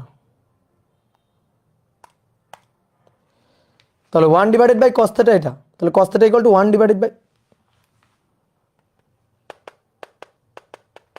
কোণের মান কি আসে বলো তো? আরেকবার করি, তথ্য ভুল দেওয়া হয়ে গেছে হয়তো। 1416 × 20 / 60 তার স্কয়ার ইন্টু 0.10 9.8 cos θ এর ইনভার্স। তথ্য ভুল দেওয়া হয়ে গেছে, এই কারণে কোণের মান আসছে না। তাহলে দেখি 20-এর জায়গায় 200 দিলে কি হয়। 20-এর জায়গায় 200 যদি দেওয়া হয় তাহলে তো আরও বেশি হয়ে যাবে। তাহলে 2 × 3.1416 / 60 × 200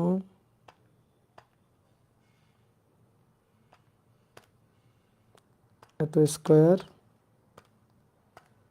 0.10 ডিভাইডেড বাই 9.8। ও না, আমি সরি, প্রথমে স্কোয়ার দিছিলাম না। হচ্ছে ম্যাথ ইরোর না, হয়েছে। আমি প্রথমে স্কোয়ার দিতে ভুলে গেছি নাকি? আচ্ছা ধরো।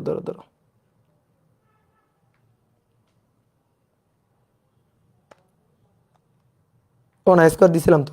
200 দাও, 200। এখানে 200 দাও, 200 দিলে হবে। এখানে 200 দিলে হবে। আরপিএমটা চেঞ্জ করো, 0.10 ডিভাইডেড বাই 9.8। আরপিএমটা 200 করো, 200 আরপিএম। ঠিক আছে? আর সব জায়গায় ঠিকঠাক আছে? হ্যাঁ, 200 আরপিএম করো, তাহলে ঠিক আছে। 200 আরপিএম করে দাও, তাহলে ঠিক আছে। ঠিক আছে, দেখছো, একটা ম্যাথ দিতে গেলে তথ্য ঠিক দিয়ে দিতে হয়। তাহলে অতএব cos θ equal to 1 divided by answer, তাহলে 0.20। হ্যাঁ ঠিক আছে, 0.2234। তাহলে cos ইনভার্স অ্যান্সার, তাহলে অতএব θ ইকুয়াল টু 77.09 ডিগ্রি। ঠিক আছে, 77.09 ডিগ্রি। হ্যাঁ, এবার দেখো, ঠিক আছে, 200 দিলে ঠিক আছে। এই যে কোণের মানটা বের করে ফেললাম। এবার কোণের মান বের করলে তুমি পর্যায়কালও বের করতে পারবা, ভিও বের করতে পারবা, সবই বের করতে পারবা। কি চাইছে? পর্যায়কাল রৈখিক বেগ চাইছে, V equal to omega R. ঠিক আছে, তুমি আর পেয়ে যাবা, এই যে R equal to L sine theta, R পেয়ে যাবা। আর V equal to omega R, omega R, omega 2 pi N divided by T, 2 pi N divided by T R, R হচ্ছে L sine theta, L sine theta. তাহলে এখানে সব মান বসাই দিবা, মান বসাই দিয়ে বেগের মানটা পেয়ে যাবা। টি এর মান তুমি ওমেগা জানো তো, দেখো ওমেগা জানো তো, টি এর মান কষ্ট করে আর সূত্র দিয়ে বের করার দরকার নেই। ঠিক আছে, তুমি ওমেগা জানো, দেখো এই যে টি না, এই টি এর সূত্র দিয়ে বের করবো কিনা, তুমি ভাই ওমেগা জানো তো, ওমেগা তো জানো। তাহলে omega equal to 2 pi by T, omega equal to 2 pi by T, এখান থেকে ডাইরেক্ট টি বের করে নিবা। কোনো সমস্যা আছে বলো? এই তো হয়ে গেল, শেষ। ব্যাংকিং এর এই সূত্রটা ডিরেক্ট বসানো যাইতো কিনা? সবসময় ব্যাংকিং এর সূত্র হবে না রে পাগল, এখানে কাকতালীয় ভাবে সেম হয়ে গেছে, এখানে কাকতালীয় ভাবে সেম হয়ে গেছে। এখানে যে ব্যাংকিং এর সূত্র আমি খাটাইছি এমনটা না, সূত্রটা ওরকম চলে আসছে কাকতালীয়। ঠিক আছে, তাহলে এই হচ্ছে ব্যাপার, কি ক্লিয়ার? তাহলে মূল মূল সূত্র হচ্ছে এই দুইটা, এই দুইটা যে বুঝবে, এই দুইটা যে পারবে, তারপরে এই সূত্র ভেজে খাইতে সবাই পারবে। ঠিক আছে, মূল হচ্ছে এই দুইটা। বলো বুঝছো কিনা, বলো বুঝতে পারছো কিনা? এবার বলা হচ্ছে একটি 10 সেন্টিমিটার ব্যাসার্ধের অর্ধগোলকাকৃতির একটি পাত্রে একটি মার্বেল নিয়ে কত বেগে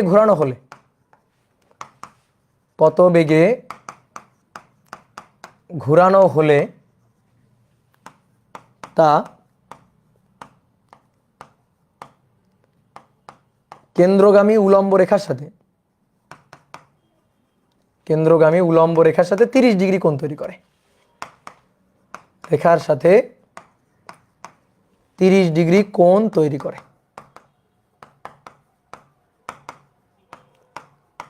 30 ডিগ্রি কোণ তৈরি করে, বলো পারবো কিনা? একই রকম, একটু আগে কনিক্যাল পেন্ডুলামের যে ম্যাথটা করলাম তার মতোই। একটা অর্ধগোলকাকৃতির পাত্র, এই একটা অর্ধগোলকাকৃতির পাত্র, এই পাত্রের মধ্যে একটা মার্বেল নিয়ে ঘোরানো হচ্ছে, এটা হচ্ছে সেন্টার। একটা মার্বেল নিয়ে ঘোরানো হচ্ছে পাত্রের মধ্যে। এই যে পাত্র এভাবে ধরে, এভাবে মার্বেলটাকে আমি ঘোরাচ্ছি। ঠিক আছে, মার্বেলটাকে ঘোরাচ্ছি, এটা হচ্ছে কেন্দ্রগামী উলম্ব রেখা। এই পাত্রের অর্ধগোলকাকৃতির পাত্র তো, তাহলে কেন্দ্রগামী উলম্ব রেখা হচ্ছে এইটা।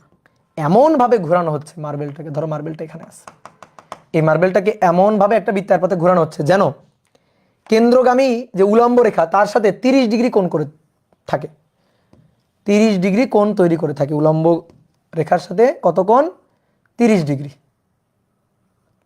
এই যে এই কোণটা 30 ডিগ্রি, এই কোণটা 30 ডিগ্রি, 30 ডিগ্রি কোণ তৈরি করে থাকে। 30 ডিগ্রি কোণ তৈরি করে থাকে। কি ক্লিয়ার? তো এইভাবে ঘোরানো হচ্ছে। তো এবার আমাদের বলতেছে কত বেগে ঘোরানো হচ্ছে, বেগের মানটা বের করো। উলম্ব রেখার সাথে 30 ডিগ্রি কোণ তৈরি করে থাকে, কত বেগে ঘোরালে। তো আসো, বৃত্তার পথে ঘুরছে, কেন্দ্রমুখী বলের যোগান লাগবে। তো কেন্দ্রমুখী বলের যোগান কেউ না কেউ তো দিবে, তাই না? তাহলে কেন্দ্রমুখী বলের যোগান কে দিবে খুঁজে বের করি। আসো, কেন্দ্রমুখী বলের যোগান কে দিবে খুঁজে বের করি। তাহলে নিচের দিকে এটা হচ্ছে mg, তলের অভিলম্বিক প্রতিক্রিয়া এটা হচ্ছে r, তলের অভিলম্বিক প্রতিক্রিয়া, দেখো তল তো এটা, এটা হচ্ছে তল, তাহলে তলের অভিলম্বিক প্রতিক্রিয়া হচ্ছে এটা। ঠিক আছে, তলের অভিলম্বিক প্রতিক্রিয়া এটা হচ্ছে r। তাহলে এটা হচ্ছে mg খাড়া নিচের দিকে, এটা হচ্ছে তলের অভিলম্বিক প্রতিক্রিয়া r, এই কোণটা হচ্ছে থেটা, এই যে এই কোণটা হচ্ছে থেটা। আচ্ছা, ওই কোণটা যদি থেটা হয়, দেখো এই কোণটা যদি থেটা হয় তাহলে ঠিক একই রকম ভাবে এটাও থেটা। দেখো আগের যে কনিক্যাল পেন্ডুলামের যে ক্ষেত্রটা পড়লাম ঠিক সেম জিনিস। ঠিক আছে, আগে কি করা হচ্ছিল, সুতায় বেঁধে ঘোরানো হচ্ছিল, এবার আর সুতায় বেঁধে না, পাত্রের মধ্যে নিয়ে ঘোরানো হচ্ছে। তো একই টাইপের, আগে উলম্ব রেখার সাথে এরকম একটা কোণ তৈরি করে, উলম্ব রেখার সাথে কোণ তৈরি করে এভাবে ঘুরছিল, এখনো তো তাই, এখনো তো তাই। আগে দড়ি দিয়ে বেঁধে ঘোরাচ্ছিলাম, এবার পাত্রের মধ্যে ঘোরাচ্ছি। তাহলে এবার উলম্ব দিকে এই যে এই বরাবর তলের লম্ব দিকে যে বলটা কাজ করতেছে, সেই বলটা হচ্ছে অভিলম্বিক প্রতিক্রিয়া আর, সেই বলটা হচ্ছে তলের অভিলম্বিক প্রতিক্রিয়া আর। তাহলে নিচের দিকে ওজন mg, তলের অভিলম্বিক প্রতিক্রিয়া আর, আর কে আমরা দুইটা উপাংশে ভেঙে ফেলবো, আর কে আমরা দুইটা উপাংশে ভেঙে ফেলবো। তাহলে এই দিক বরাবর একটা উপাংশ আর এই দিক বরাবর একটা উপাংশ। তাহলে এই দিক বরাবর উপাংশটা হচ্ছে আর cos থিটা, এদিক বরাবর উপাংশ আর cos থিটা, আর এই দিক বরাবর যে উপাংশটা সেটা হচ্ছে আর sin থিটা, এদিক বরাবর যে উপাংশটা সেটা হচ্ছে আর sin থিটা, আর এই দিক বরাবর এই যে আর sin থিটাই কেন্দ্রমুখী বলের যোগান দিচ্ছে, দ্যাট ইজ fc। ঠিক আছে, এই আর sin থিটাই কেন্দ্রমুখী বলের যোগান দিচ্ছে, দ্যাট ইজ fc। এবার আসো তো এই বৃত্তটাকে আমরা একটু বাইরে আঁকি, তো এভাবে এই যে ত্রিভুজটাকে বাইরে আঁকলাম, দেখো এটা কিন্তু এই এই এই গোলকের ব্যাসার্ধ, এই যে এটা কিন্তু গোলকের ব্যাসার্ধ। তো গোলকের ব্যাসার্ধ এটাকে আমরা বড় হাতের আর বললাম, এটা হচ্ছে তলের অভিলম্বিক প্রতিক্রিয়া আর, আর এটা হচ্ছে গোলকের ব্যাসার্ধ আর, দুটো আরের মধ্যে কিন্তু পার্থক্য আছে। তাহলে এটা হচ্ছে গোলকের ব্যাসার্ধ আর, আর এই বরাবর তলের অভিলম্বিক প্রতিক্রিয়া এটা আর, দুইটা আর হয়ে গেছে। এখন কি করবা বলো, এন দিয়ে লিখতে পারো, অভিলম্বিক প্রতিক্রিয়াটাকে নর্মাল রিঅ্যাকশন এন দিয়েও লিখতে পারো। আর এইটা হচ্ছে আর, যে বৃত্তার পথে ঘুরতেছে, ঠিক আছে, যে বৃত্তার পথে মার্বেলটা ঘুরতেছে এটা হচ্ছে আর, আর এই কোণটা হচ্ছে থেটা। তাহলে এখানে ঠিক একইভাবে সাইন থেটা ইকুয়াল টু কি লিখতে পারি, sine theta equal to R divided by বড় আর। অর্থাৎ এই R equal to R sine theta. তাহলে এই আর হচ্ছে গোলকের ব্যাসার্ধ, পাত্রের ব্যাসার্ধ, আর এই আর হচ্ছে যে বৃত্তার পথে মার্বেলটা ঘুরতেছে তার ব্যাসার্ধ, যে বৃত্তার পথে মার্বেলটা ঘুরতেছে তার ব্যাসার্ধ। তাহলে কেন্দ্রমুখী বলের যোগান কে দিচ্ছে, আর সাইন থেটা, আর আর cos থেটার বিপরীতে কি আছে, mg, ঠিক একই জিনিস। তাহলে আর সাইন থেটা এটা equal to M V square by r, আর আর cos থেটা এটা ইকুয়াল টু mg। তাহলে নাও দুটোকে ভাগ করে ফেলো, আর আর কাটাকাটি, 1 নং 2 নং, দেখো এখানেও ব্যাংকিং চলে আসছে, 1/2। তাহলে আর আর কাটাকাটি sine by cos tan theta, tan theta equal to M V square by R গুণ 1 ডিভাইডেড বাই mg। তাহলে সুন্দর করে এম কাটাকাটি, ভি স্কোয়ার বাই আরজি। তাহলে tan theta equal to V square by RG. এবার বলো কি চাইছে তোমার, এবার তোমার কি চাইছে, 30 ডিগ্রি কোণ করে নিয়ে ঘোরানো হচ্ছে, পাত্রের ব্যাসার্ধ দেওয়া আছে 10 সেন্টিমিটার, বলা হচ্ছে কত বেগে ঘোরানো হচ্ছে। তাহলে আর এর মানটা আগে লাগবে, তো আর এর মানটা আমরা বের করে নিই। এইটা হচ্ছে 10 সেন্টিমিটার আর এই কোণটা হচ্ছে 30 ডিগ্রি। তাহলে অতএব আর এর মান 10 সেন্টিমিটার আর সাইন 30 ডিগ্রি, তো সাইন 30 ডিগ্রি হাফ, তাহলে 5 সেন্টিমিটার হয়ে গেছে, শেষ। তাহলে এখান থেকে ট্যান 30 ডিগ্রি ভি স্কোয়ার বেগের মানটা বের করতে চাই, ডিভাইডেড বাই আর জি, আর এর মান 5 সেন্টিমিটার, 0.05 ইন্টু 9.8, তাহলে অতএব বেগের মান ভি। তাহলে ট্যান 30 ডিগ্রি গুণ 0.05 গুণ 9.8, তাহলে ট্যান 30 ডিগ্রি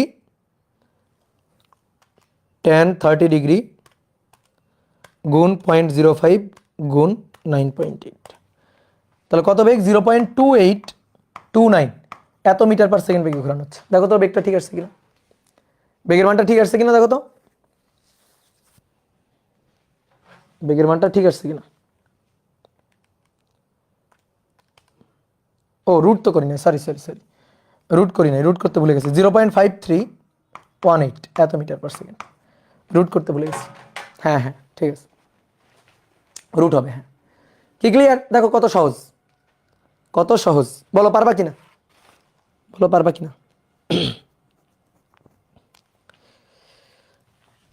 ওকে, এবার আসো। 10 সেন্টিমিটার ব্যাসার্ধের 10 সেন্টিমিটার ব্যাসার্ধের একটি অর্ধ গোলক আকৃতির পাত্রে অর্ধ গোলক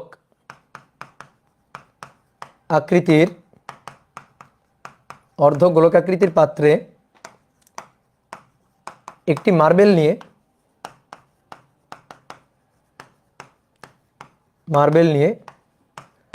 30 RPM এ ঘোরানো হচ্ছে 30 RPM এ ঘোরানো হচ্ছে। মার্বেলটি পাত্রের সর্বনিম্ন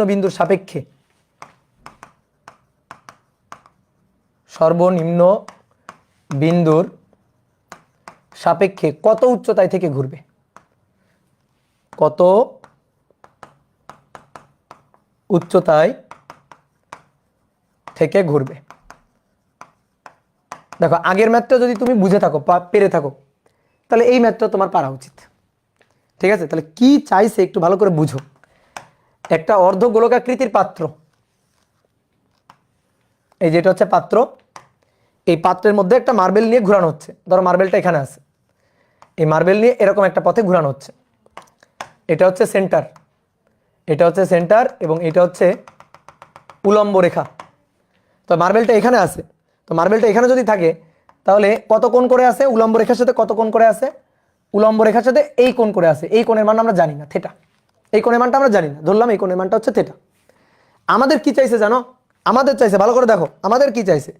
এই পাত্রের সর্বনিম্ন বিন্দু তার সাপেক্ষে মার্বেলের উচ্চতাটা চাইছে।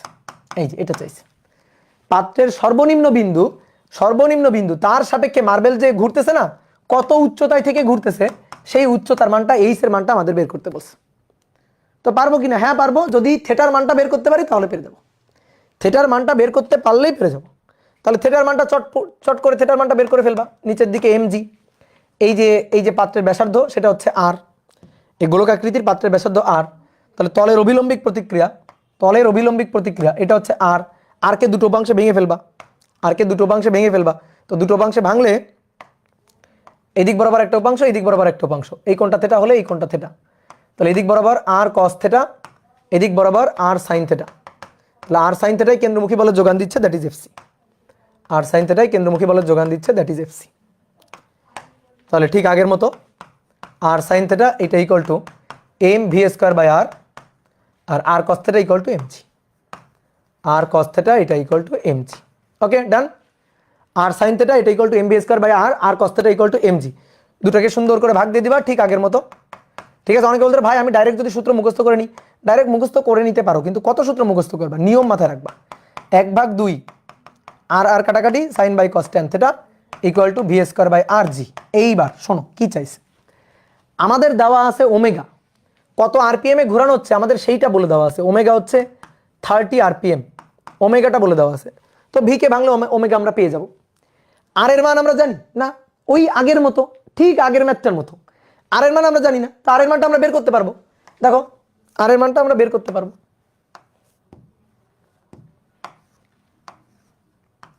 এটা হচ্ছে আর, এটা হচ্ছে এল, এটা হচ্ছে থিটা। তাহলে cos theta equal to, sorry sin theta equal two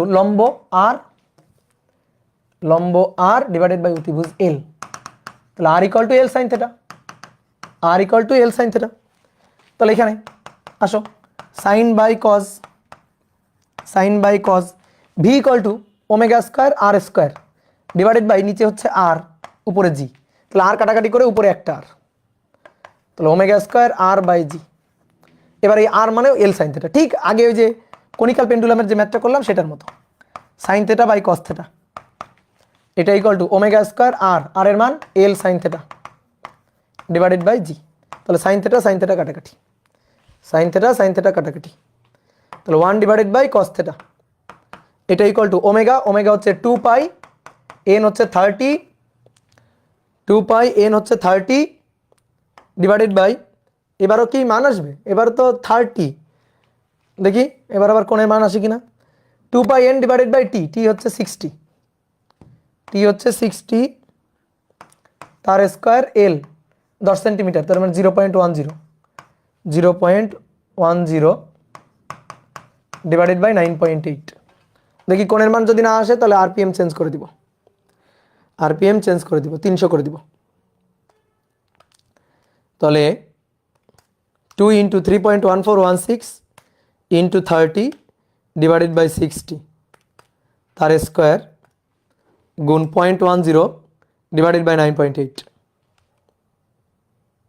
divided by 9, এই তো হয়নি, এর ইনভার্স হয়নি। তাহলে এখানে 30-এর জায়গায় 2 গুণ 3.14 গুণ 30-এর জায়গায় যদি 90 করি, 60 তার স্কোয়ার গুণ 0.10 ডিভাইডেড বাই 9.8। 30-এর জায়গায় 90 করে দাও, 90, 30-এর জায়গায় 90 করে দাও। তাহলে 30 আরপিএম এর জায়গায় 90 আরপিএম করে দাও, 90 আরপিএম।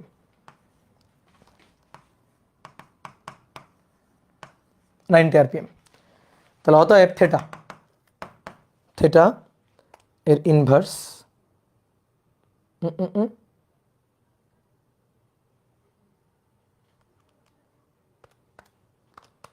3.14, দাঁড়াও থামো লিখো না, দাঁড়াও থামো, লিখো না আগে। 0.10 ডিভাইডেড বাই 9.8, না তাও তো হলো না, তাহলে কত করবো, আরো বাড়াইতে হবে।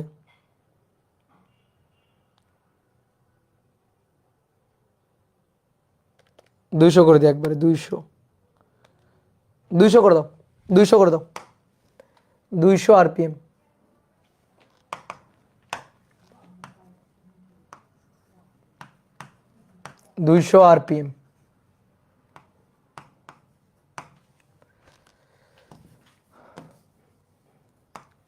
Omega 200 RPM.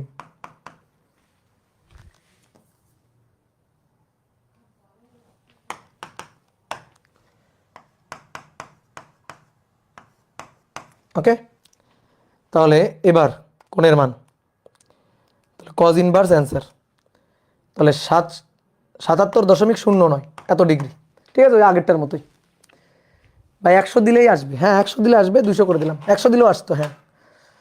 তাহলে থেটার মানটা পেয়ে গেলাম, তো থেটার মানটা পেয়ে গেলাম, এটা কিন্তু আমাদের অ্যান্সার না, থেটার মানটা আমরা পাইলাম, এটা কিন্তু আমাদের অ্যান্সার না, আবার কাটতে হবে, হ্যাঁ একটু কাটো। তো এটা কিন্তু আমাদের অ্যান্সার না, বলো অ্যান্সার কোনটা, অ্যান্সার হচ্ছে এইস, তাহলে দেখো ভালো করে শোনো, অ্যান্সার কোনটা, আমাদের অ্যান্সার চাইছে কোনটা, এইটা হচ্ছে মার্বেলের অবস্থান, এটা হচ্ছে মার্বেলের অবস্থান, এটা হচ্ছে আর, এটা হচ্ছে এল, এটা হচ্ছে থেটা। তাহলে আমাদের বলছে মার্বেল সর্বনিম্ন বিন্দুর সাপেক্ষে, এই যে পাত্রের সর্বনিম্ন বিন্দু হচ্ছে এটা, এই বিন্দুর সাপেক্ষে কত উচ্চতায় আছে, এই বিন্দুর সাপেক্ষে কত উচ্চতায়, এই যে এইচ উচ্চতায়, এটাই হচ্ছে আমাদের অ্যান্সার। আমাদের অ্যান্সার হচ্ছে এইটুকু। তাহলে দেখো ভাইয়া, এইখান থেকে এই পুরোটুকু কিন্তু আর, পাত্রের ব্যাসার্ধ আর, ঠিক আছে। এইটা, এই যে এটাকে এল বলছি না, এল বলছি, ওই যে এল মানেই তো আর কি, এল মানেই আর, এই এল মানেই আর, এখানে বড় হাতের আর দিয়ে লিখো, এল দিয়ে বললেও সমস্যা নাই, তাহলে এইটা হচ্ছে আমাদের বড় হাতের আর। তাহলে এইটুকু কত, দেখো তো, বলো তো এইটুকু কত, বলো এইটুকু কত, বলো এইটুকু কত, এইটুকু হচ্ছে আর কস থেটা, এইটুকু, ঠিক আছে। ওকে, তাহলে আর থেকে আর কস থেটা বাদ, h equal to r minus r cos theta, ঠিক আছে, এটাই হচ্ছে অ্যান্সার। তাহলে আর কমন নিয়ে নাও, আর কমন নিয়ে 1 মাইনাস কস থেটা, এবার নিচে করে ফেলো, 0.10 1 মাইনাস কস 77.09 ডিগ্রি, করে ফেলো এখান থেকে, শেষ, কি ক্লিয়ার? তাহলে এই হচ্ছে ঘটনা।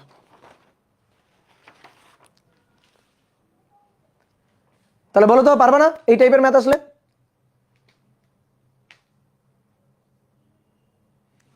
ভাই আর কয়টা ক্লাস? আর দুটো ক্লাস, আর মাত্র দুটো ক্লাস। ওকে ডান। তাহলে এবার আসো, এবার একটা সুন্দর ম্যাথ করাবো। এনডিসিতে আসা, এনডিসিতে টেস্টে আসা, এনডিসিতে টেস্টে আসা। বলা হচ্ছে সার্কাসে, সার্কাসের খেলায় এরকম একটা সরু নল, এরকম একটা সরু নল, এই সরু নলের মধ্য দিয়ে একটা দড়ি প্রবেশ করানো হয়েছে, একটা দড়ি প্রবেশ করানো হয়েছে। দড়ি প্রবেশ করানোর পরে দড়ির এক প্রান্ত ধরে, এই দড়ির এক প্রান্ত, বাইরের যে প্রান্ত, সেই বাইরের প্রান্ত ধরে একজন লোক, বাইরের প্রান্ত ধরে একজন শিল্পী, সার্কাসের একজন শিল্পী, এই যে বাইরের প্রান্ত ধরে এভাবে এরকম একটা বৃত্তার পথে ঘুরতেছে। তো সেই বৃত্তার পথের ব্যাসার্ধ হচ্ছে 1 মিটার। যে বৃত্তার পথে ঘুরতেছে সেই বৃত্তপথের ব্যাসার্ধ হচ্ছে 1 মিটার। এরকম বৃত্তার পথে ঘুরতেছে। আর এক প্রান্তে, এই যে প্রান্ত এই নলের মধ্য দিয়ে প্রবেশ করানো, সেই প্রান্ত ধরে নিচের দিকে এখানে আরেকজন লোক ঝুলে আছে, সেই প্রান্তে এখানে আরেকজন লোক ঝুলে আছে। ঠিক আছে? তো এনার ভর হচ্ছে m1 30 কেজি, আর এনার ভর হচ্ছে m2 50 কেজি। এটা বলে দেওয়া আছে, এটা বলে দেওয়া আছে। তো এই লোকটা এভাবে ঘুরছে আর এই লোকটা দড়ি ধরে এভাবে ঝুলে আছে। তো এটা হচ্ছে আমাদের উদ্দীপক। তো কোশ্চেন নম্বর 1, যে প্রথম ব্যক্তি m1 যদি স্থির থাকে, m1 যদি স্থির থাকে তবে সিস্টেমটির ত্বরণ নির্ণয় করো, তবে তার ত্বরণ নির্ণয় করো। আর 2 নম্বর কোশ্চেন বলছে m1 ভরের ব্যক্তি কত কৌণিক বেগে ঘুরলে, কত কৌণিক বেগে ঘুরলে ঠিকঠাকভাবে সার্কাস দেখাতে পারবে, ঠিকঠাকভাবে সার্কাস দেখানো যাবে।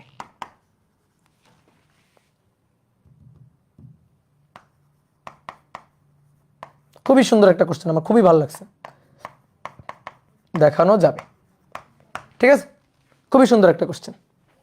ওকে, একজন কি বলছে, একজন জায়েদ খান আর একজন অনন্ত জলিল। হ্যাঁ, এইটা হচ্ছে জায়েদ খান আর এটা হচ্ছে অনন্ত জলিল। তো দেখো, প্রথমে আসো, প্রথমে কি বলছে? প্রথমে বলছে m1 যদি স্থির থাকে, m1 যদি না ঘুরে। আচ্ছা দেখি কে বলতে পারে m1 যদি স্থির থাকে, m1 যদি না ঘুরে, তাহলে এই সিস্টেমটা কি হবে? m1 যদি না ঘুরে তাহলে এই সিস্টেমটা কি হবে বলো? পুলি হবে। এই তো, গুড, ভেরি গুড। কে বলছে দেখি? হোসেন আহমেদ বলছে যে m1 যদি না ঘুরে তাহলে সিস্টেমটা হয়ে যাবে একটা পুলি, একটা পুলির মতো হয়ে যাবে। তাহলে m1 না ঘুরলে সিস্টেমটা হবে পুলি।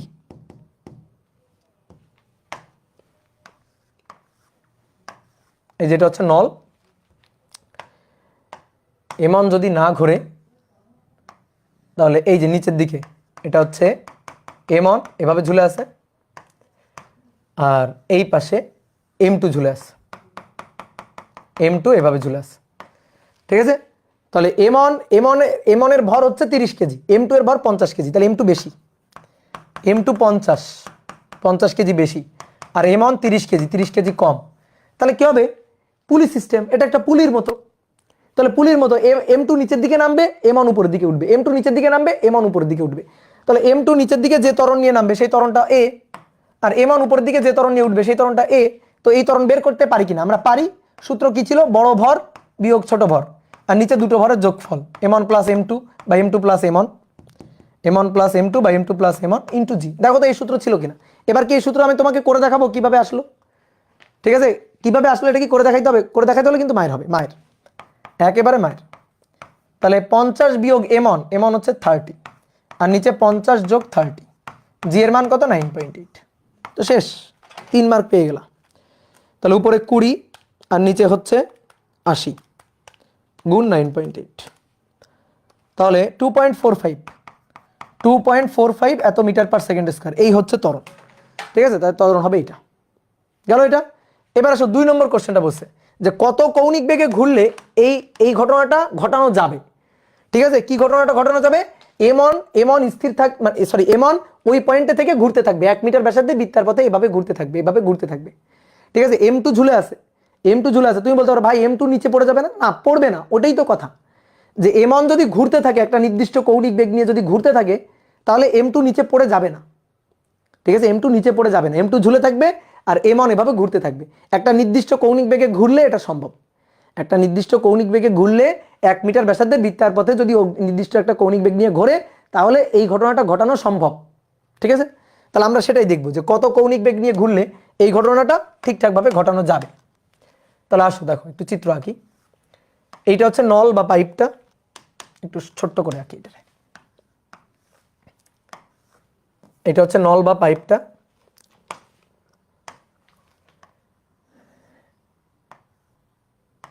এই হচ্ছে একজন ব্যক্তি,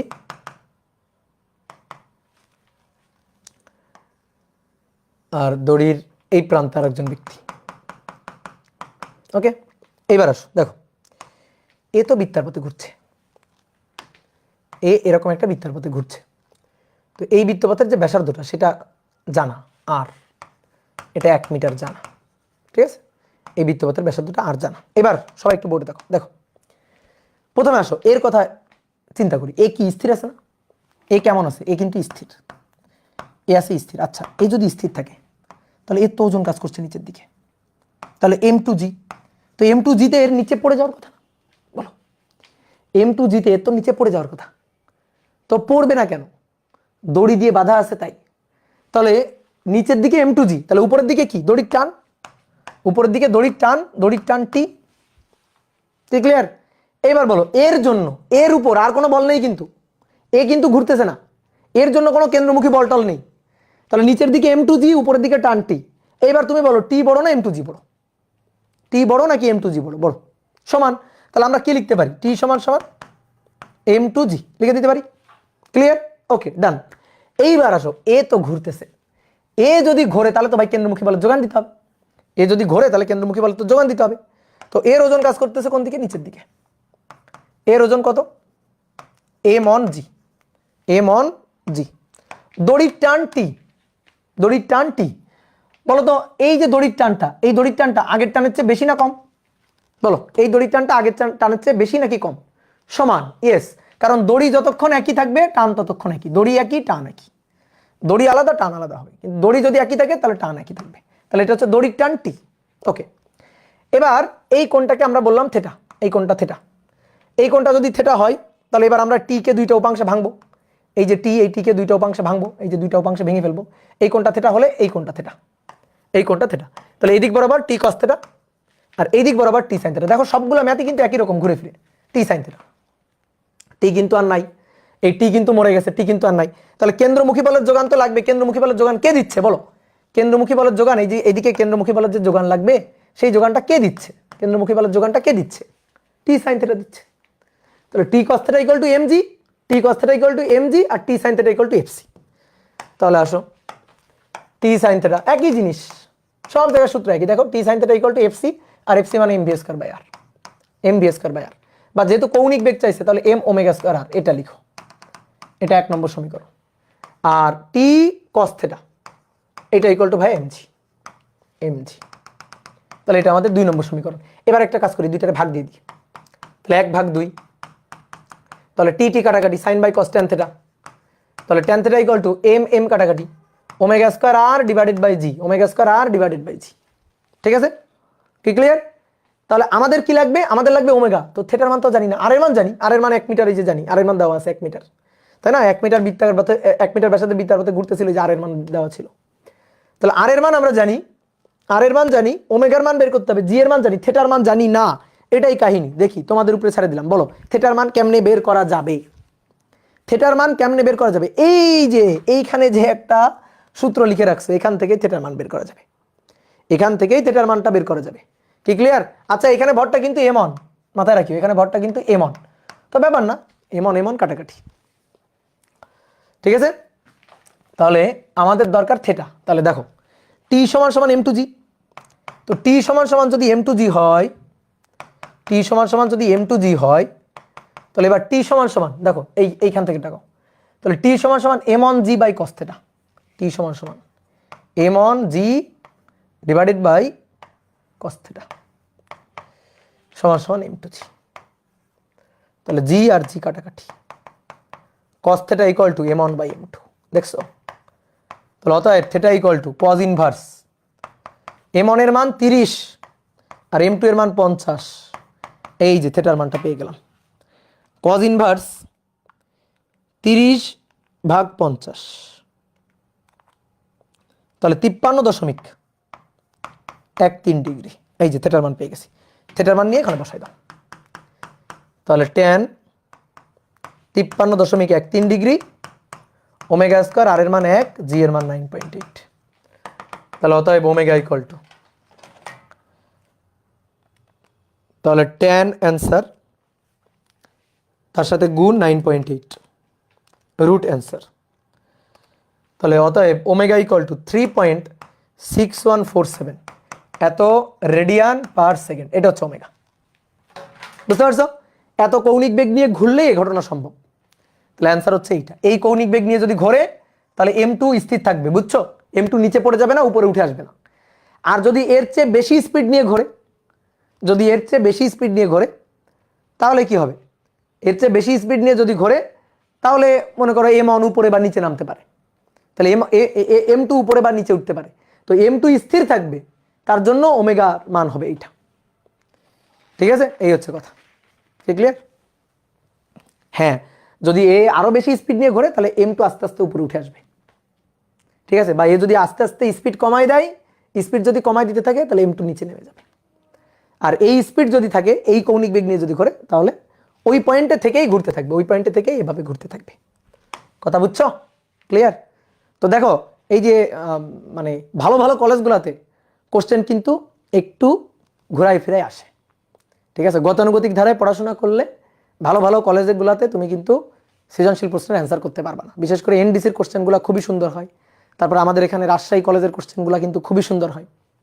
ঠিক আছে, বেশি কঠিন না, এটা বেশি কঠিন না। তোমার কাছে কনসেপ্ট ক্লিয়ার থাকলে কোনো ম্যাথই কঠিন না, তুমি দেখবা সব ম্যাথই তুমি কমন পাবা। তো আমি তোমার গ্যারান্টি দিয়ে বলতেছি, তোমার এই আমি যে কটা অধ্যায় পড়াচ্ছি এর উপরে যদি যে কোনো কলেজে সৃজনশীল প্রশ্ন ঘুরাই ফিরাই যেভাবেই দিক না কেন তুমি অ্যান্সার করতে পারবা। অলরেডি তোমরা কলেজে পরীক্ষা দিছো, তুমি একটু দেখো যা আমরা পড়াইছি তার মধ্য থেকে কোশ্চেন আসলে তোমার কেউ আটকাইতে পারছে কিনা।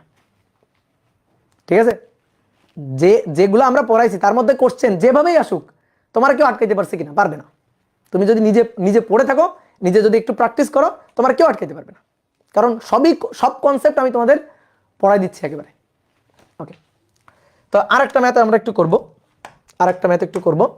সেটা হচ্ছে এরকম একটা চাকতি আছে, সরি চাকতি না, ধরো একটা টেবিল আছে, এটা একটা টেবিল।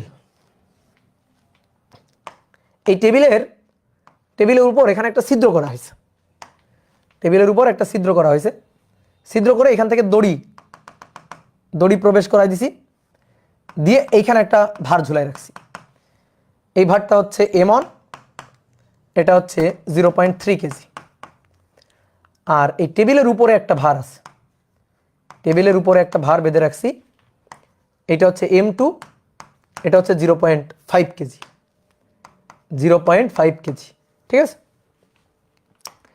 এবার বলা হচ্ছে এর ব্যাসার্ধ হচ্ছে 3 সেন্টিমিটার। তো এইটা কত বেগে ঘুরতে থাকলে, এই টেবিলটা কিন্তু ঘর্ষণহীন টেবিল, ঘর্ষণহীন টেবিল। তো এই যে এই বস্তুটা উপরে যে বস্তুটা আছে, এই বস্তুটা কত বেগে টেবিলের উপর থেকে ঘুরতে থাকলে, কত বেগে টেবিলের উপর থেকে ঘুরতে থাকলে m1 নিচে পড়ে যাবে না। তাহলে m2 কত বেগে ঘুরতে থাকলে ব্যাসার্ধ, এই যে 3 সেন্টিমিটার ব্যাসার্ধ, ব্যাসার্ধটা অপরিবর্তিত থাকবে, ব্যাসার্ধ অপরিবর্তিত থাকবে, অপরিবর্তিত থাকবে, বা m1 নিচে পড়ে যাবে না। কি ক্লিয়ার? দেখো একটু আগে যা করছো সেইটাই, একটু আগে যেটা করছো সেটাই। তো করো তো, এটা একটু অ্যানালাইসিস করো তো দেখি।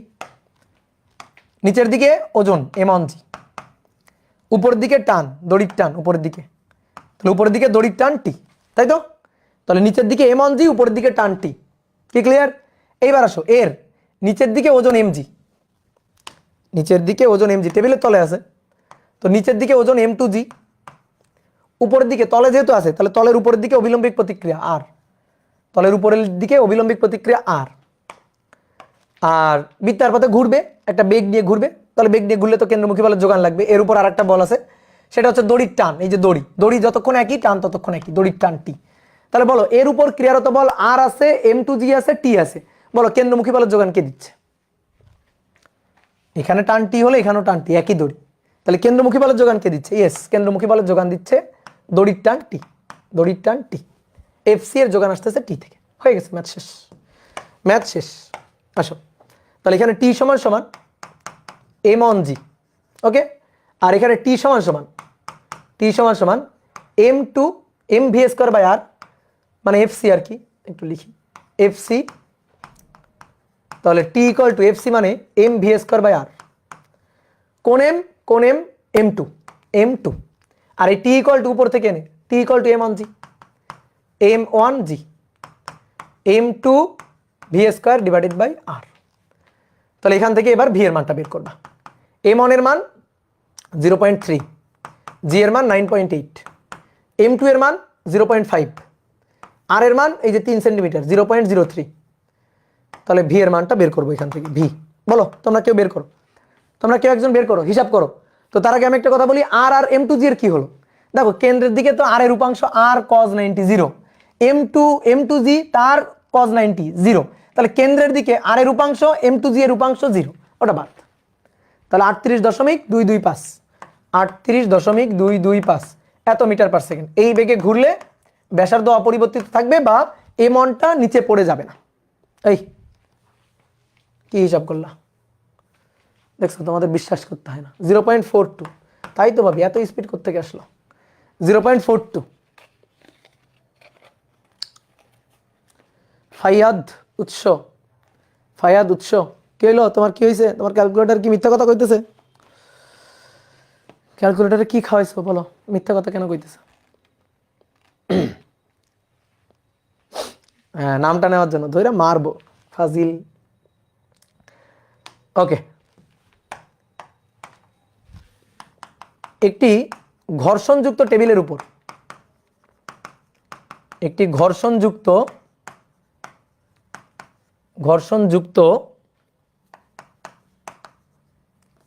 ঘর্ষণযুক্ত চাকতির উপর, চাকতির উপর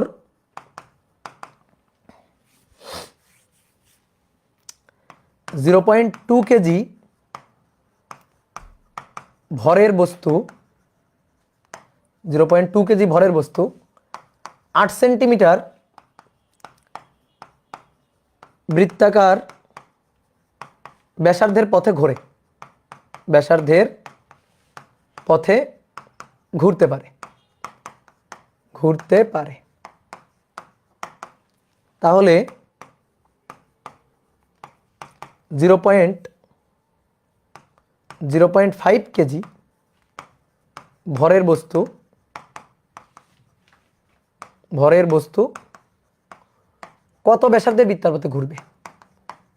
কত ব্যাসার্ধের বৃত্তাকার পথে চাকতির উপর ঘুরতে পারবে? কত ব্যাসার্ধের বৃত্তাকার পথে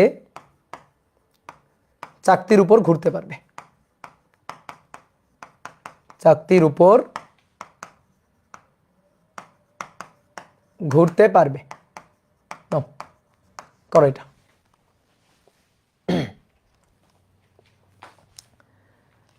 ঠিক আছে, তাহলে একটা চাকতি আছে এরকম, এই বড় চাকতি। ঠিক আছে, এই চাকতিটার উপর, এই চাকতিটার উপর এটা হচ্ছে কেন্দ্র, কেন্দ্রগামী অক্ষ।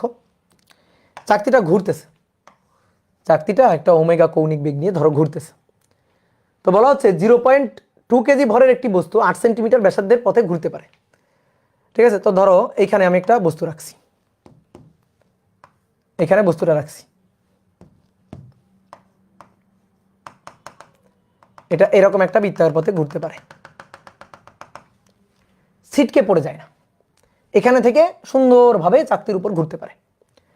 তো এই ব্যাসার্ধটা কত? 8 সেন্টিমিটার। এই ব্যাসার্ধটা হচ্ছে 8 সেন্টিমিটার। বস্তুর ভর কত? বস্তুর ভর হচ্ছে 0.2 কেজি। এই বস্তুর ভর হচ্ছে 0.2 কেজি, 0.2 কেজি, এটা হচ্ছে তার ভর। এবার বলা হচ্ছে তাহলে আমি 0.5 কেজি এটা যদি রাখি, তাহলে এইটাকে আমি কত ব্যাসার্ধে বৃত্তার পথে ঘুরাইতে পারবো? 0.5 কেজি যদি রাখি, তাহলে এইটাকে আমি কত ব্যাসার্ধে বৃত্তার পথে ঘুরাইতে পারবো বলো তো? এই চাকতির উপর এই বস্তুটা রেখে ঘোরানো হলে এই বস্তুটা ছিটকে পড়ে যাওয়ার কথা না? বলো, এই বস্তুটা ছিটকে পড়ে যাওয়ার কথা না? ছিটকে পড়ে যাচ্ছে না কেন? কেন পড়ে যাচ্ছে না? কারণ ফ্রিকশন আছে। কেন পড়ে যাচ্ছে না? কারণ ফ্রিকশন আছে। কি কথা বুঝছো? ফ্রিকশন তাকে টেনে ধরে রাখছে, ফ্রিকশন তাকে টেনে ধরে রাখছে, কেন্দ্রের দিকে বল দিয়ে টেনে ধরে রাখছে। তাহলে দেখো, এই বস্তুর উপর ক্রিয়ারত বল অ্যানালাইসিস করি। নিচের দিকে ওজন এমজি, তলের অভিলম্বিক প্রতিক্রিয়া উপরের দিকে আর, তলের অভিলম্বিক প্রতিক্রিয়া উপরের দিকে আর, ঠিক আছে? এইবার দেখো, ছিটকে তো বাইরে বের হয়ে যাওয়ার কথা। ওই যে ব্যাংকিং এ দেখাইছিলাম না, পিছলে বাইরে সরে যাওয়ার কথা, বাইরে পড়ে যাওয়ার কথা। তাহলে বিপরীত দিকে কি কাজ করবে? ফ্রিকশন। তাহলে ফ্রিকশন ওকে টেনে ধরে রাখবে। তাহলে ফ্রিকশন টেনে ধরে রাখছে এই দিক বরাবর, ফ্রিকশন এফএস, ফ্রিকশন টেনে ধরে রাখছে। তাহলে টেনে ধরে রাখলে সেই ফ্রিকশন কি? স্থিতি ঘর্ষণ না চল ঘর্ষণ? বলো, কাইনেটিক ফ্রিকশন না static friction? Static friction, that is FS. দেখো, ফ্রিকশন আছে বলেই কিন্তু আছে, ফ্রিকশন না থাকলে কিন্তু পিছলে পড়ে যাইতো, পিছলে সরে যাইতো। তাহলে এই যে পিছলানো শুরু করবে, টেনে ধরে রাখবে। তাহলে টেনে ধরে রাখছে কে? Static friction. তাহলে এবার দেখো তো এই ক্ষেত্রে আমরা এটা লিখতে পারি কিনা। এই যে ব্যাসার্ধটা, এই ব্যাসার্ধটা বৃত্তার পথের ব্যাসার্ধটা আর1 বললাম। তাহলে কেন্দ্রের দিকে কেন্দ্রমুখী বলের যোগান কে দিচ্ছে? এফএস। এটাই কেন্দ্রমুখী বলের যোগান দিচ্ছে, এই যে এটাই এফসি। এফসি কার কাছ থেকে আসতেছে? এফএস এর কাছ থেকে। তাহলে ভাইয়া আর সমান সমান এমজি, আর কেন্দ্রমুখী বলের যোগান এফসি, এই এফসি সমান সমান এফএস, এফসি সমান সমান এফএস। কি ক্লিয়ার? তাহলে এফসি হচ্ছে M V square by R, M V square divided by R. এটা ইকুয়াল টু এফএস, এফএস হচ্ছে মিউ, মিউ ইন্টু আর বা মিউ এস ইন্টু আর। আর আর মানে কত? এমজি। একবার লিখে দিই, আর মানে হচ্ছে এমজি, ঠিক আছে? আর মানে হচ্ছে এমজি। তাহলে এম এম কাটাকাটি গেল, এম এম কাটাকাটি গেল।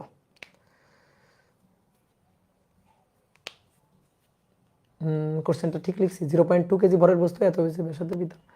ওহো,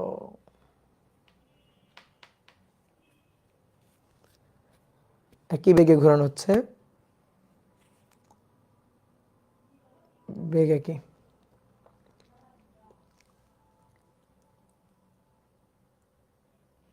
ও আচ্ছা, ঠিক আছে।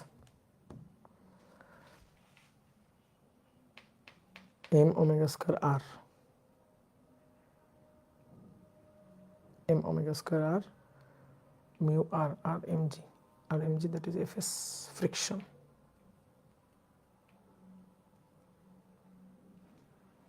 দাঁড়াও তো একটু কোশ্চেনটা দেখে নি, কোশ্চেনটা মনে হয় ভুল তুলছি।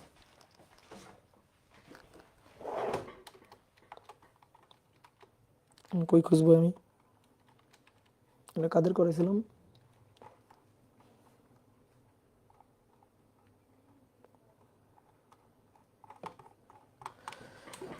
একটু একটু একটু একটু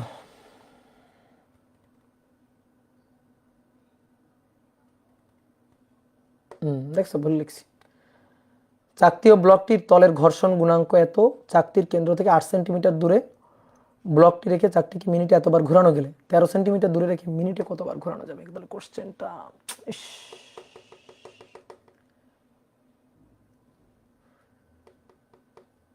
ভর তো কেটে যাচ্ছে, ভরের তো কোনো কাহিনী নাই এখানে। ধোকা নিজে খেয়ে গেছি, তোমাদের ধোকা দিতে গিয়ে নিজে ধোকা খেয়ে গেছি। একটা চেঞ্জ করা যাবে? একটি ঘর্ষণযুক্ত চাকতির উপর এত কেজি ভরের বস্তু, পুরাটাই চেঞ্জ করতে হবে।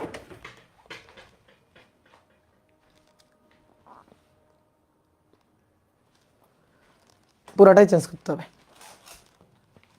কাটো এটা, সরি, খুবই খুবই সরি, কষ্ট লাগতেছে নিজেরই।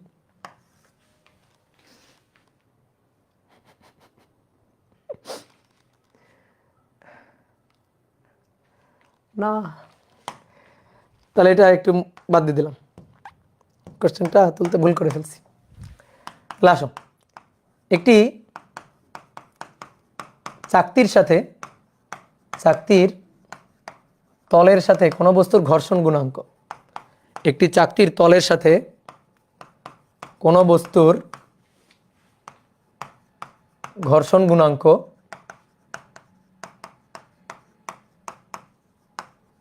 0.12। চাকতির কেন্দ্র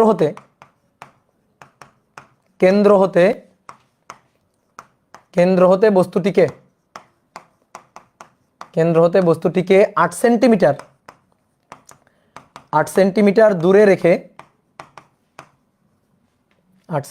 দূরে রেখে মিনিটে 60 বার ঘোরানো গেলে, মিনিটে 60 বার ঘোরানো গেলে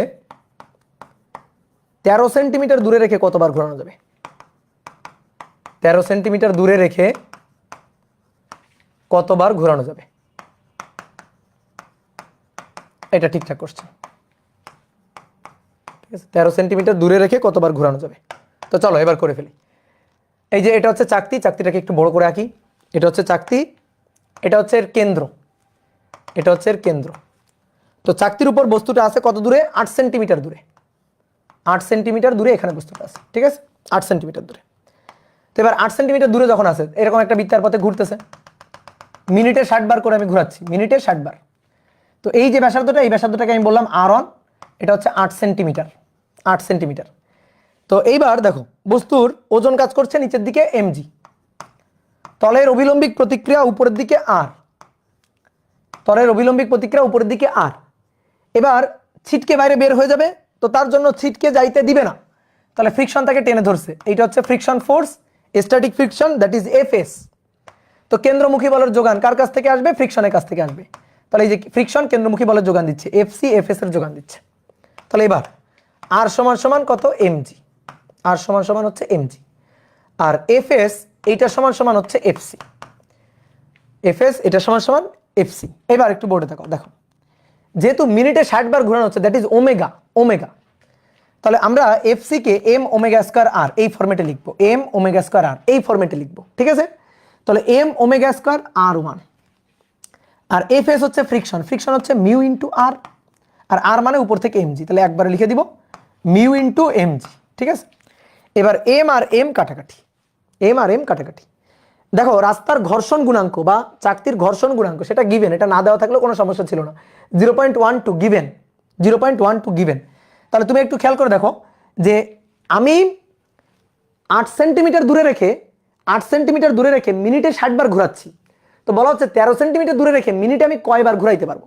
তাহলে এখন এই যে আমি এখন যে ঘোরাচ্ছি কৌণিক বেগ ওমেগা 1, মিনিটে 60 বার, তার মানে 60 rpm, দ্যাট ইজ ওমেগা 1, তাহলে এটাকে ওমেগা 1 বললাম, কি ক্লিয়ার?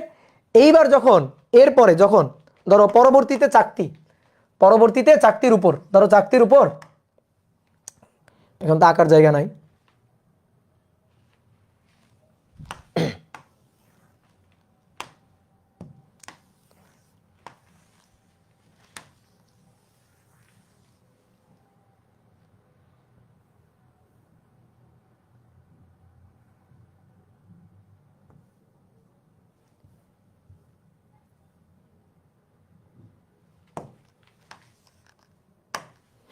একটু ছোট করে নিলাম, এত আরপিএম। এবার আসো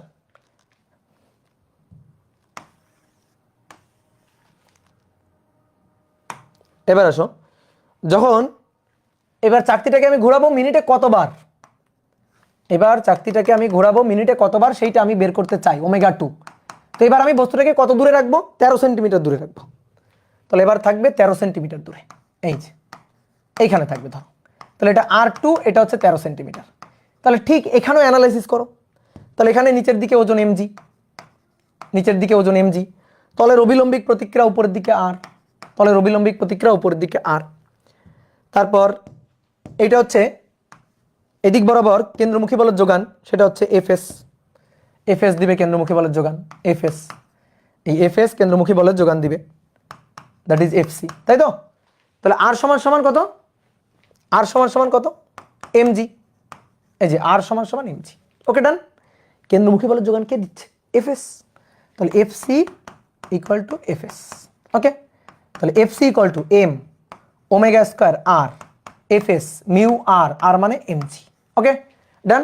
এবার এম এম কাটাকাটি গেল। এইবার দেখো আর কি চেঞ্জ হয়ে গেছে না, আর টু হয়ে গেছে না, আর টু। এবার ওমেগা চেঞ্জ হয়ে কত হয়ে গেছে, ওমেগা টু। এইবার বলো তো এই দুইটা সমীকরণে সেম আছে কি, এই দুইটা সমীকরণে সেম আছে কি, দেখো তো দুইটা সমীকরণে। অতএব omega one square R one এটা সমান সমান মিউ জি, 1 নং সমীকরণ। এখানে omega two square R two সমান সমান মিউ জি, এটা 2 নং সমীকরণ। বলো এই দুইটা সমীকরণে সেম আছে কি, সেম আছে, মিউ জি সেম। তাহলে 1 ও 2 থেকে পাই, 1 ও 2 থেকে আমরা পাই omega one square R one equal to omega two square R two. ঠিক আছে, এটা তোমাদের সময় বইটা আসবে, বুঝছো? তো আমাদের ওমেগা টুটা বের করতে হবে। তাহলে omega two divided by omega one, omega two divided by omega one r one divided by r two তার root. Omega two divided by omega one r one divided by r two তার root. এবার r ওয়ানের মান, আর ওয়ানের মান কত, omega two তো বের করতে চাই, ওমেগা ওয়ানের মান হচ্ছে 60 রুট ওভার আর ওয়ানের মান, আর ওয়ানের মান 8 সেন্টিমিটার, আর টু এর মান 13 সেন্টিমিটার, যেহেতু সেন্টিমিটার তাহলে রুট ওভার 8/13, রুট ওভার 8/13 গুণ 60। তাহলে অতএব ওমেগা টু এটা হচ্ছে 47.06 এত আরপিএম, এত আরপিএম এ ঘোরানো যাবে। কি বের করছো বলো, কে কে বের করছো দেখি হাত তোলো। এই তো সহজ জিনিস, কি ক্লিয়ার? ওকে, মিটারে নিলেন না, মিটারে কেন নিব রে, 8 আর 13 সেন্টিমিটার সেন্টিমিটার কাটাকাটি হয়ে গেল না, এই পাগল।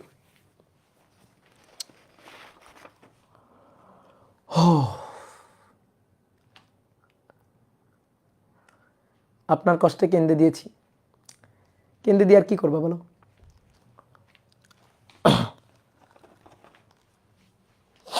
তাহলে আজকে এই পর্যন্ত থাকুক। ফায়াদ উৎসব লস প্রজেক্ট, কিসের লস প্রজেক্ট রে পাগল? দাদা HW দেন, HW এখন সব এই অধ্যায় তো হয়ে গেছে, শুধু রকেট বাদ দিয়ে পরের দিন রকেট পড়লেই শেষ। টাটা।